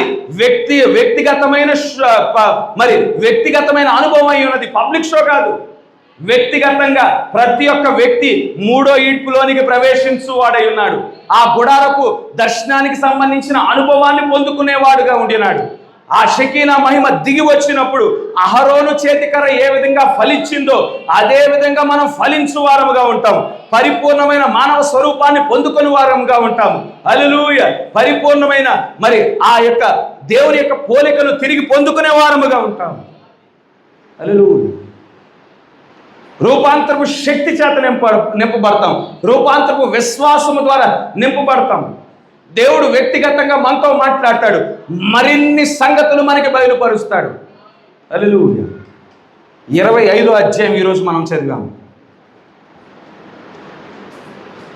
వధువులో నుండి 2 కవలలు బయటకు వస్తూ ఉన్నాను. 25వ అధ్యాయంలో ఈ రెప్కాను వధువు ప్రతిబింబిస్తూ ఉన్నది. ఆమె గుడారంలోనికి ప్రవేశిస్తుంది. అయితే వధువు ఉద్యమంలో కేవలం వధువు మాత్రమే కాదు, ప్రతి ఉద్యమంలో 2 కవలలు ఉంటారని ప్రవక్త చెప్తా ఉండినాడు. ఇక్కడ 25వ అధ్యాయంలో కవలలు పుట్టినట్లుగా యాకోబు ఏశావు పుట్టిన విధంగా యాకోబు ఏశావు పుట్టిన విధంగా వధువు ఉద్యమంలో కూడా 2 కవలలు పుడతారంట. ఒకరు యాకోబును ప్రతిబింబించేవారై ఉన్నారు, ఒకరు ఏశావును ప్రతిబింబించేవారిగా ఉండినారు. ఎవరండి ఈ యాకోబును ప్రతిబింబించేవారు? ఎవరు? ఏశావును ప్రతిబింబించేవారు ఎవరు? ఎవరైతే దేవుని వాక్యముతో నిలుచుండు వారై ఉన్నారు. హల్లెలూయా. మనకిప్పుడు ప్రశస్తమైన వర్తమానం ఇవ్వబడింది. ఆ వర్తమానంలో ఎన్నో వాగ్దానాలు ఇవ్వబడ్డాయి. హల్లెలూయా. దేవుని యొక్క మహాకృపను బట్టి ఆ వాగ్దానాల విషయమై ఎవరైతే ప్రత్యక్షత పొందుకుంటారో, ఎవరైతే బయలుపాటు పొందుకుంటారో, ఆ బయలుపాటు ప్రత్యక్షత పొందుకోవటం అది దేవుని యొక్క నిర్ణయం అయి ఉన్నది. ఇక్కడ యాకోబుని నేను ప్రేమించాను, ఏశావుని నేను ద్వేషించానని చెప్తా ఉంటున్నాడు. ఎప్పుడు చెప్తా ఉన్నాడు? వారు ఇంకా పుట్టడానికి మునిపే, వారి పుట్టక మునిపే నేను యాకోబుని ఎన్నిక చేసుకుని ఉన్నాను అని దేవుడు చెప్తా ఉంటున్నాడు. కనుక ఈనాడు ఈ వర్తమానం మనం పొందుకుంటా ఉంటున్నామంటే అది దేవుని యొక్క ఎన్నికై ఉన్నది. హల్లెలూయా. దేవుని యొక్క మహాకృపను బట్టి ఈ లోతైన సంగతులను మనం చూడగలుగుతా ఉంటున్నామంటే అది దేవుడిచ్చిన ప్రత్యక్షతే, దేవుడిచ్చిన బయలుపాటే అయి ఉన్నది. హల్లెలూయా. కనుక ఈ వాగ్దానాల యొక్క ప్రత్యక్షతను పొందుకొని ఆ వాగ్దానాల యొక్క నెరవేర్పు కోసం యాకోబు ఏ విధంగా పెనుగులాడిన వాడిగా ఉండినాడు. గర్భంలోనే పెనుగులాడటం ప్రారంభించున్నాడు. బయటకు వచ్చేటప్పుడు ఆ యొక్క ఏశావు యొక్క మడిమెను లోపలికి లాగటానికి ప్రయత్నం చేయుచున్న వాడిగా ఉండినాడు. అయితే అక్కడ కుదరలేదు. అయితే యవ్వనస్తుడిగా అయ్యేంత వరకు అదే ఆలోచనతో ఉన్నాడు, అదే ఉద్దేశంతో ఉండిన వాడిగా ఉండినాడు. ఒక సందర్భం దొరికింది. అనేక మార్లు పెనుగులాడాడు, గర్భంలో పెనుగులాడాడు, యవనస్తుడిగా ఉండినప్పుడు ప్రయత్నం చేశాడు. తన తండ్రిని కూడా తన అన్న యొక్క వస్త్రాలను ధరించి రోమములు కలిగిన వాడిగా వేషం వేసుకొని తన తండ్రి దగ్గరని ఆశీర్వాదాలు పొందుకునే వాడిగా ఉండినాడు. ఇదంతా దేనికోసం చేశాడు? ఏ విధంగానైనా కానీ నేను జ్యేష్ఠత్వపు హక్కును పొందుకోవాలి, నా తండ్రి వలె నేను ఆ యొక్క వాగ్దానంలో నేను భాగమవ్వాలి, నన్ను దేవుడు దర్శించాలి, నాతో దేవుడు మాట్లాడాలి, నా దేవుడు నన్ను దీవించాలి అనే ఒక బలమైన ఆశ కలిగిన వాడిగా ఉండినాడు. ఈ వధువు యొక్క ఉద్యమంలో యాకోబు వంటి వారమైన మనము ఉన్నామా? మనం అదే ఆశ కలిగిన వారముగా ఉన్నామా? అదే కోరిక కలిగిన వారముగా ఉన్నామా? అదే పట్టుదల కలిగిన వారముగా ఉండినామా? ఎప్పుడైతే ఆ పట్టుదల కలిగి వాక్యముతో నిలిచి ఉండినప్పుడు వారు ఏం చేయబడతారు? వారు ఏమని పిలువబడతా ఉన్నారు? ఆ జనాంగాన్ని రాజులైన యాజక సమూహముగా పిలువబడతా ఉండినారు. యాజకుడికి ఏ అర్హత ఉంటుంది? దేవుని మందిరంలోనికి ప్రవేశించే అర్హత ఉంటుంది, దేవుని సమీపించే అర్హత ఉంటుంది, దేవునికి ధూపం వేసే అర్హత ఉంటుంది, షకీనా మహిమ గ్రంథ నిలబడే అర్హత ఉంటుంది. హల్లెలూయా. దేవుణ్ణి చూడగలిగే అర్హత ఉంటుంది. మనల్ని రాజులుగా కూడా దేవుడు చేస్తూ ఉండినాడు. హల్లెలూయా. రాజుగా ఏమి అర్హత ఉంటుంది? అధికారానికి అర్హత ఉంటుంది. నేను జయించిన తండ్రి సింహాసనం మీద కూర్చుండిన ప్రకారము మీరును జయించిన ఎడల నాతో పాటు నా సింహాసనం మీద కూర్చుండబెట్టుకుంటానని దేవుడు వాగ్దానం చేస్తున్నాడు. 1000 ఏళ్ల పరిపాలనలో మన దేవునితో పాటు మనం కూర్చుండు వారమై ఉన్నాము. హల్లెలూయా. ఈ భూమిని పరిపాలన చేయువారముగా ఉండినాము. అయితే ఇక్కడ ఒక విషయము, మొదట్లో కయ్యోను హేబేలు ఉన్నారు. వారు తల్లి ఒకటైనా కానీ వారికి తండ్రులు వేరు. హేబేలేమో ఆదాముకు పుట్టినవాడై ఉన్నాడు, కయ్యోనేమో సర్పానికి పుట్టినవాడై ఉన్నాడు. కనుక వేరు స్వభావాలు ఉన్నాయి. తండ్రులు వేరు కాబట్టి వేరు స్వభావాలు రావటం సహజం. తర్వాత ఇస్సాకు ఇష్మాయేలు ఉన్నారు. వారికి తండ్రి ఒకరైనప్పటికీ తల్లులు వేరు. ఇస్సాకేమో పరిపూర్ణమైన వాక్యంగా ఉన్నాడు. ఇష్మాయేల్ దగ్గరికి వచ్చేపాటికి 1-2 గుణలక్షణాలు అబ్రహాం యొక్క గుణలక్షణాలు కనిపించవచ్చు, కానీ మిగిలిన గుణలక్షణాలన్నీ హాగర్కి సంబంధించిన గుణలక్షణాలు కనిపించాయి. తల్లులు వేరు కాబట్టి అలా రావటం సహజమే. కానీ యాకోబు ఏశావు దగ్గరికి వచ్చేపాటికి ఇద్దరు ఒకే తల్లిదండ్రులు కలిగిన వారై ఉన్నారు, ఒకే గర్భం నుండి వచ్చిన వారై ఉన్నారు. కానీ వేరు స్వభావాలు కలిగిన వారు. ఎందుకంటే వేరు స్వభావాలు వచ్చినాయి అంటే అది దేవుని యొక్క సార్వభౌమత్యం అయి ఉన్నది. ఒక పాత్రను ఘనమైన పాత్రగా చేయువాడు దేవుడై ఉన్నాడు, ఒక పాత్రను ఘనహీనముగా చేయువాడు దేవుడై ఉన్నాడు. ఒక గింజను గోధుమ గింజగా చేయువాడు దేవుడై ఉన్నాడు, ఒక గింజను గురుగుగా చేయువాడు దేవుడై ఉన్నాడు. హల్లెలూయా. ఆ యొక్క పాత్ర కుమ్మరివాడిని అడగలేదు, నన్ను ఘనమైన పాత్రగా ఎందుకు చేసావు, ఆ పాత్రను ఘనహీనమైన పాత్రగా ఎందుకు చేసావని కుమ్మరివాడిని ప్రశ్నించే అవకాశం లేదు. కనుక దేవుని యొక్క మహాకృపను బట్టి మనం ఘనమైన పాత్రలుగా నియమించబడిన వారముగా ఉండినాము. అయితే ఈ చివరి కాలంకి వచ్చేపాటికి ఇద్దరు 2 రకాల ప్రజలు, యాకోబును ప్రతిబింబించేవారు, ఏశావును ప్రతిబింబించేవారు, ఇద్దరు ఒకే రకంగా ఉంటారంట. ప్రవక్త ఒక మాట చెప్తా ఉన్నాడు, God is identified in his own characters. దేవుడు తన గుణలక్షణముల ద్వారా గుర్తించబడతాడు అనే వర్తమానంలో ఒక చెట్టు మీద 2 పక్షులు ఉన్నాయనుకోండి. ఒక వ్యక్తి పెంచుకుంటున్నాడు ఆ పక్షులు. ఒకదానికి ఏ అని పేరు పెట్టాడు, ఇంకో దానికి బి అని పేరు పెట్టాడు. 2 పావురాలే అయి ఉన్నాయి అనుకుందాం ఉదాహరణకి. 2 పావురాలే, 2 మరి తెల్లటి రంగులోనే ఉన్నాయి. 2 పక్షులు, 2 పావురాలు ఒకే చెట్టు మీద వాలి ఉన్నాయి. ఇప్పుడు పెంచుకునే వ్యక్తి ఒకటేమో ఏ పక్షి బిని అని ఎలా గుర్తిస్తాడు, ఏది బి ఏది అని ఎలా గుర్తిస్తాడు? అవి ఒకటే రంగులో ఉండవచ్చు, 2 పావురాలే అయి ఉండవచ్చు, ఒకే చెట్టు మీద వాలి ఉండొచ్చు. కానీ పావురం పెంచుకునే వ్యక్తి ఏ విధంగా గుర్తించగలుగుతాడు అంటే అది ఎగిరే విధానాన్ని బట్టి గుర్తిస్తాడు. అవి ఒకటే జాతి పక్షులై ఉండొచ్చు, కానీ ఎగిరే విధానం ఒక పక్షికి ఇంకో పక్షికి వేరువేరుగా ఉంటుంది. కనుక ఈ చివరి కాలంలో ఇద్దరు యాకోబును ప్రతిబింబించేవారు, ఏశావును ప్రతిబింబించేవారు. ఇద్దరు చూడటానికి ఒకే రకమైన వస్త్రధారణ కలిగి ఉండవచ్చు, ఒకే పరిశుద్ధ గ్రంథం కలిగి ఉండవచ్చు, వారి చేతుల్లో ఒకే వర్తమానాన్ని కూడా పట్టుకొని ఉండొచ్చు. మీరు ఏ దేవుణ్ణి సేవిస్తున్నామంటే మేము క్రీస్తు యేసును సేవిస్తున్నామని వారు సమాధానం ఇవ్వచ్చు. కానీ ఎవరు యాకోబు ఎవరు ఏశావు అని ఎలా గుర్తుపట్టగలము అంటే ఎవరైతే వాక్యపు జీవితాన్ని జీవిస్తూ ఉన్నారో దాన్ని అనుకరణ చేయలేరు. వారు వస్త్రాన్ని అనుకరణ చేయవచ్చు, పట్టుకున్న పరిశుద్ధ గ్రంథాన్ని అనుకరణ చేయవచ్చు, పట్టుకున్న వర్తమానాన్ని అనుకరణ చేయవచ్చు, ఒకే సంఘానికి వారు రావచ్చు. కానీ వాక్యపు జీవితాన్ని వ్యక్తపరచుటలో వారు అనుకరణ చేయలేరు. ఆ విషయాన్ని మనం గుర్తించవలసిన వారమై ఉన్నాం. కనుక ఒక నిజమైన తిరిగి జన్మించిన వ్యక్తి లోకం వైపు చూచేవాడిగా ఉండడు, లోకంలో తిరిగి కలిసిపోయేవాడిగా ఉండడు. ఒక బిడ్డ జన్మించాడు అనుకోండి, తల్లి గర్భం నుండి మరలా జన్మించిన తర్వాత నాకు ఈ లోకం బాగాలేదని మళ్ళా తిరిగి తల్లి గర్భంలోనికి వెళ్ళిపోగలడా? వెళ్ళిపోవడానికి అవకాశం లేదు. ఒక పక్షిరాజు తన యొక్క గుడ్డును పగలగొట్టుకొని బయటకు వచ్చింది. నాకు ఇక్కడ పరిస్థితులు బాగాలేదని మరలా ఆ గుడ్డులోనికి ప్రవేశించగలదా అంటే, ఆ పెంకులోనికి ప్రవేశించగలదా అంటే ప్రవేశించలేదు. ఒక తిరిగి జన్మించిన వ్యక్తి కూడా ఈ లోకపు ఈ సాతాను ఏదేను నుండి బయటికి వచ్చిన తర్వాత తిరిగి ఆ సాతాను ఏదులో కలిసిపోలేడు. నిజమైన తిరిగి ఆ జన్మించిన అనుభవం పొందుకొనినప్పుడు ఇక తిరిగి లోకంతో కలవలేని వాడిగా ఉంటాడు, లోకంతో సాంగత్యం చేయలేని వాడిగా ఉంటాడు, లోకం వైపు చూడని వాడిగా ఉంటాడు.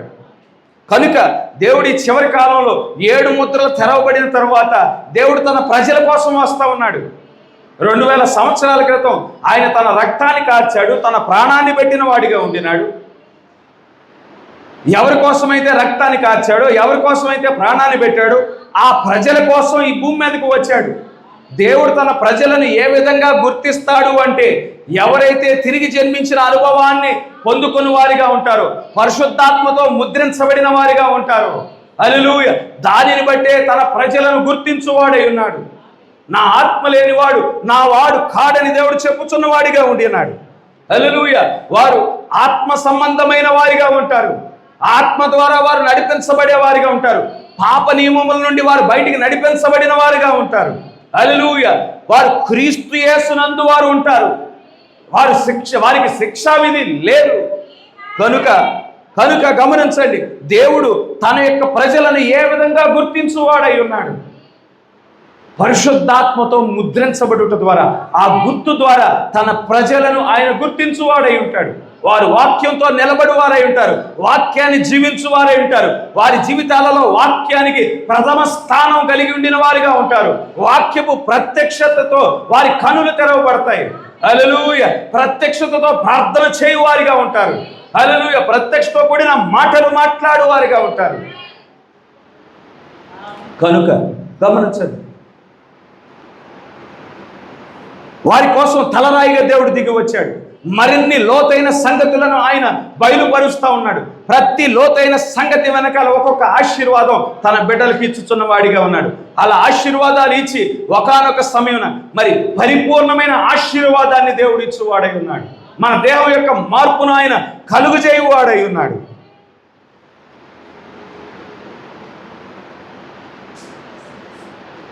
ఇక్కడ యాకోబు యొక్క ఎన్నిక అది జగత్ పునాది వేయబడకు మునిపే దేవుడు ఎన్నిక చేసిన ఎన్నిక అయి ఉన్నది. ఇష్మాయేలును దాటుకొని ఎన్నికను బట్టి ఇస్సాకును దేవుడు ఎన్నిక చేసుకుని ఉన్నాడు. ఏశావును దాటుకొని దేవుని యొక్క ఎన్నికను బట్టి యాకోబుని దేవుడు ఎన్నిక చేసుకుని ఉన్నాడు. అసలు మొదటి ఈ వర్తమానం పెంతుకొస్తు సంఘానికి, పెంతుకొస్తు సంస్థ దగ్గరికి ఈ వర్తమానం వెళ్ళింది. ఏశావు ఏ విధంగా తృణీకరించాడో జ్యేష్ఠత్వాన్ని, పెంతుకొస్తు సంస్థ వారి ఈ వాక్యాన్ని అదేవిధంగా తృణీకరించిన వారిగా ఉండినారు. ఒక పూట భోజనం కోసం, పేరు కోసం, ప్రఖ్యాతుల కోసం వారు వాక్యం ద్వారా సరి చేయబడని వారిగా ఉన్నారు. కనుక దేవుడు పెంతుకొస్తు సంస్థ వారిని దాటుకొని అల్పులమైన మనకి ఈ వర్తమానాన్ని ఇచ్చున్నాడు. అల్పులమైన మనకి ఈ ప్రత్యక్షతని ఇచ్చున్నాడు. ఈ భాగ్యాన్ని కలుగు చేసిన వాడిగా ఉండినాడు. వస్తి మరి ఏ విధంగా ఆ యొక్క ఏడుగురు నపుంసకులు తీసుకొచ్చిన వర్తమానాన్ని తృణీకరించి ఉన్నదో, పెంతుకొస్తు వారు కూడా అదే విధంగా తృణీకరించిన వారిగా ఉన్నారు. వస్తి తృణీకరించిన తర్వాత, వర్తమానాన్ని తృణీకరించిన తర్వాత ఆశ్వరేశ్వరాజు ఏం చేశాడు? ఆ యొక్క దేశంలో, ఆ యొక్క భూభాగంలో ఒక కన్యక కోసం దేవుడు వెతికిన వాడిగా ఉండినాడు. ఆ కన్యకగా మనం ఉండి ఉన్నాం. ఏ ఎస్తేరును ప్రతిబింబించే వారముగా మనం ఉండినాం. అటువంటి మనము కడవరకు ఈ వాగ్దానాలు ఏవైతే వర్తమానంలో బయలుపరచబడ్డాయో ఆ వాగ్దానాలు స్వతంత్రించుకునే వారిగా, హల్లెలూయా, విడువని పట్టుదల కలిగిన వారిగా, ఆ వాగ్దానాల కోసం ప్రయాసపడేవారిగా మనం ఉండటానికి దేవుడు కృప చూపించునుగాక. మన హృదయాలను ఎల్లప్పుడూ మండించునుగాక. మనల్ని ఎల్లప్పుడూ ఆయన నడిపించునుగాక.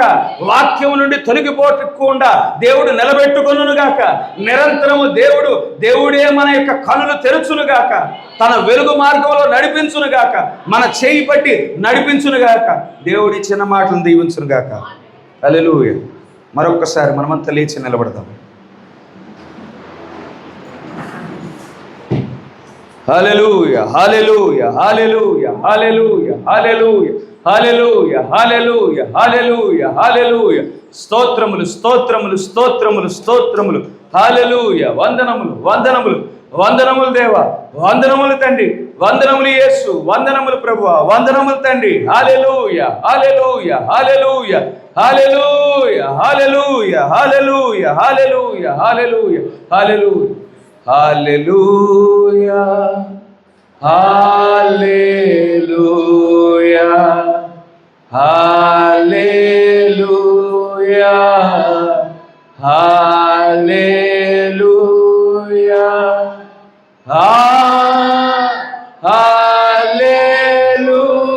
హల్లెలూయా,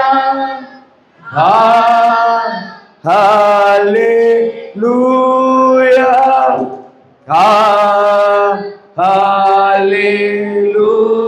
హల్లెలూయా,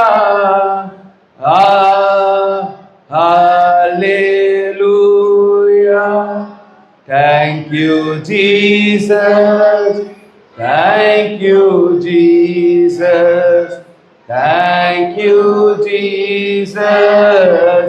Thank you, Jesus. Hallelujah. Hallelujah.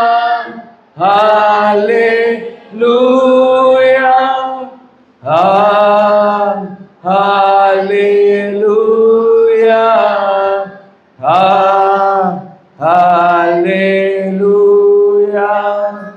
జీవం కలిగిన దేవా, జీవాధిపతి, స్తోత్రములు తండ్రి, వందనములు యేసయ్య.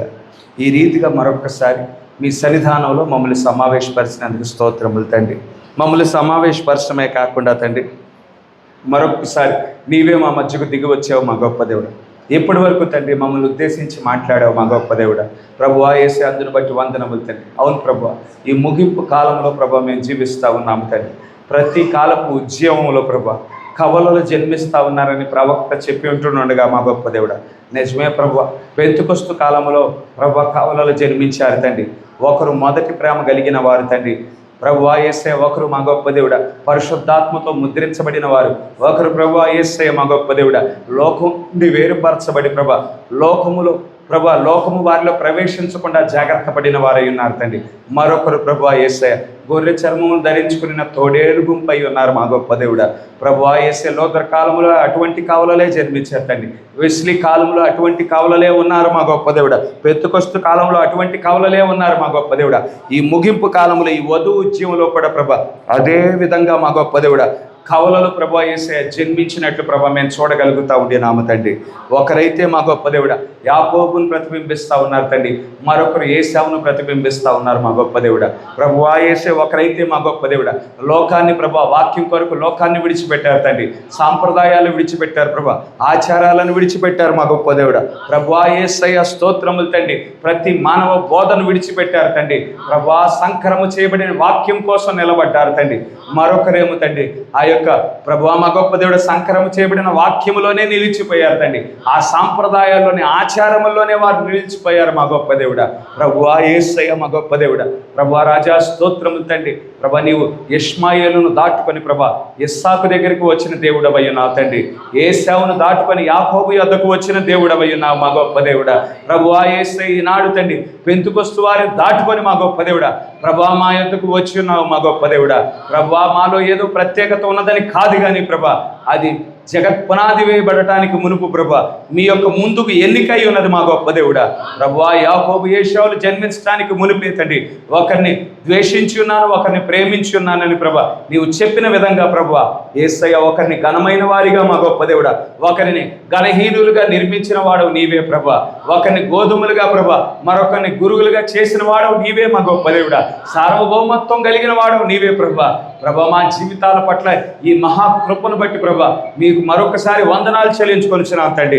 యాకోబు ఏ విధంగా అయితే ప్రభా మా గొప్ప దేవుడు జ్యేష్ఠత్వం పొందుకునేంత వరకు ప్రభా ఆ తండ్రి యొద్ద నుండి ఆశీర్వాదాలు పొందుకునేంత వరకు ప్రభా విడువని పట్టుదల కలిగిన వాడిగా ఉండినాడు ప్రభా. యేసయ్య మేము కూడా అదే విడువని పట్టుదలతో ప్రభా యేసయ్య మా కొరకు నియమించబడిన ఆశీర్వాదాలు, మా కొరకు ప్రభా యేసయ్య ప్రస్తావించబడిన ప్రతి వాగ్దానాన్ని ప్రభా మేము స్వతంత్రించుకోగలుగుటకు తండ్రి కృప చూపించండి. మా హృదయాలను ప్రేరేపించండి, మా హృదయాలలో మంటను కొట్టించండి ప్రభా. మా హస్తాలు పట్టుకొని నీవే నడిపించమని కోరుచున్నాం మా గొప్ప దేవుడా. ప్రభా బోధించబడిన ప్రతి మాట ప్రభా మా ఎడల నూరంతలుగా ఫలించగలుగుటకు తండ్రి నీవే కృప చూపించమని కోరుచున్నాం మా గొప్ప దేవుడా. ప్రభా యేసయ్య స్తోత్రములు తండ్రి. ప్రభా యేసయ్య మా గొప్ప దేవుడా, ఇప్పుడు వచ్చిన ప్రతి బిడ్డను దీవించండి ప్రభా, ప్రతి బిడ్డను ఆశీర్వదించండి. ఇప్పుడు మా గృహాలకి మేము వెళ్ళుచుంటుండగా మరొక్కసారి మీ సన్నిధి, మీ ప్రసన్నత, మీ దీవెనలు, మీ ఆశీర్వాదాలు ఇప్పుడు ఎల్లప్పుడు మా మీదను మా కుటుంబాల మీద మెండుగా కృమ్మరించమని కోరుకోండి. ఇచ్చిన ప్రార్థన ప్రభు అయిన యేసుక్రీస్తు నామములో అడిగి వేడుకొంచున్నాము. ఆమేన్. God bless you. దేవుడిని దీవించుగాక.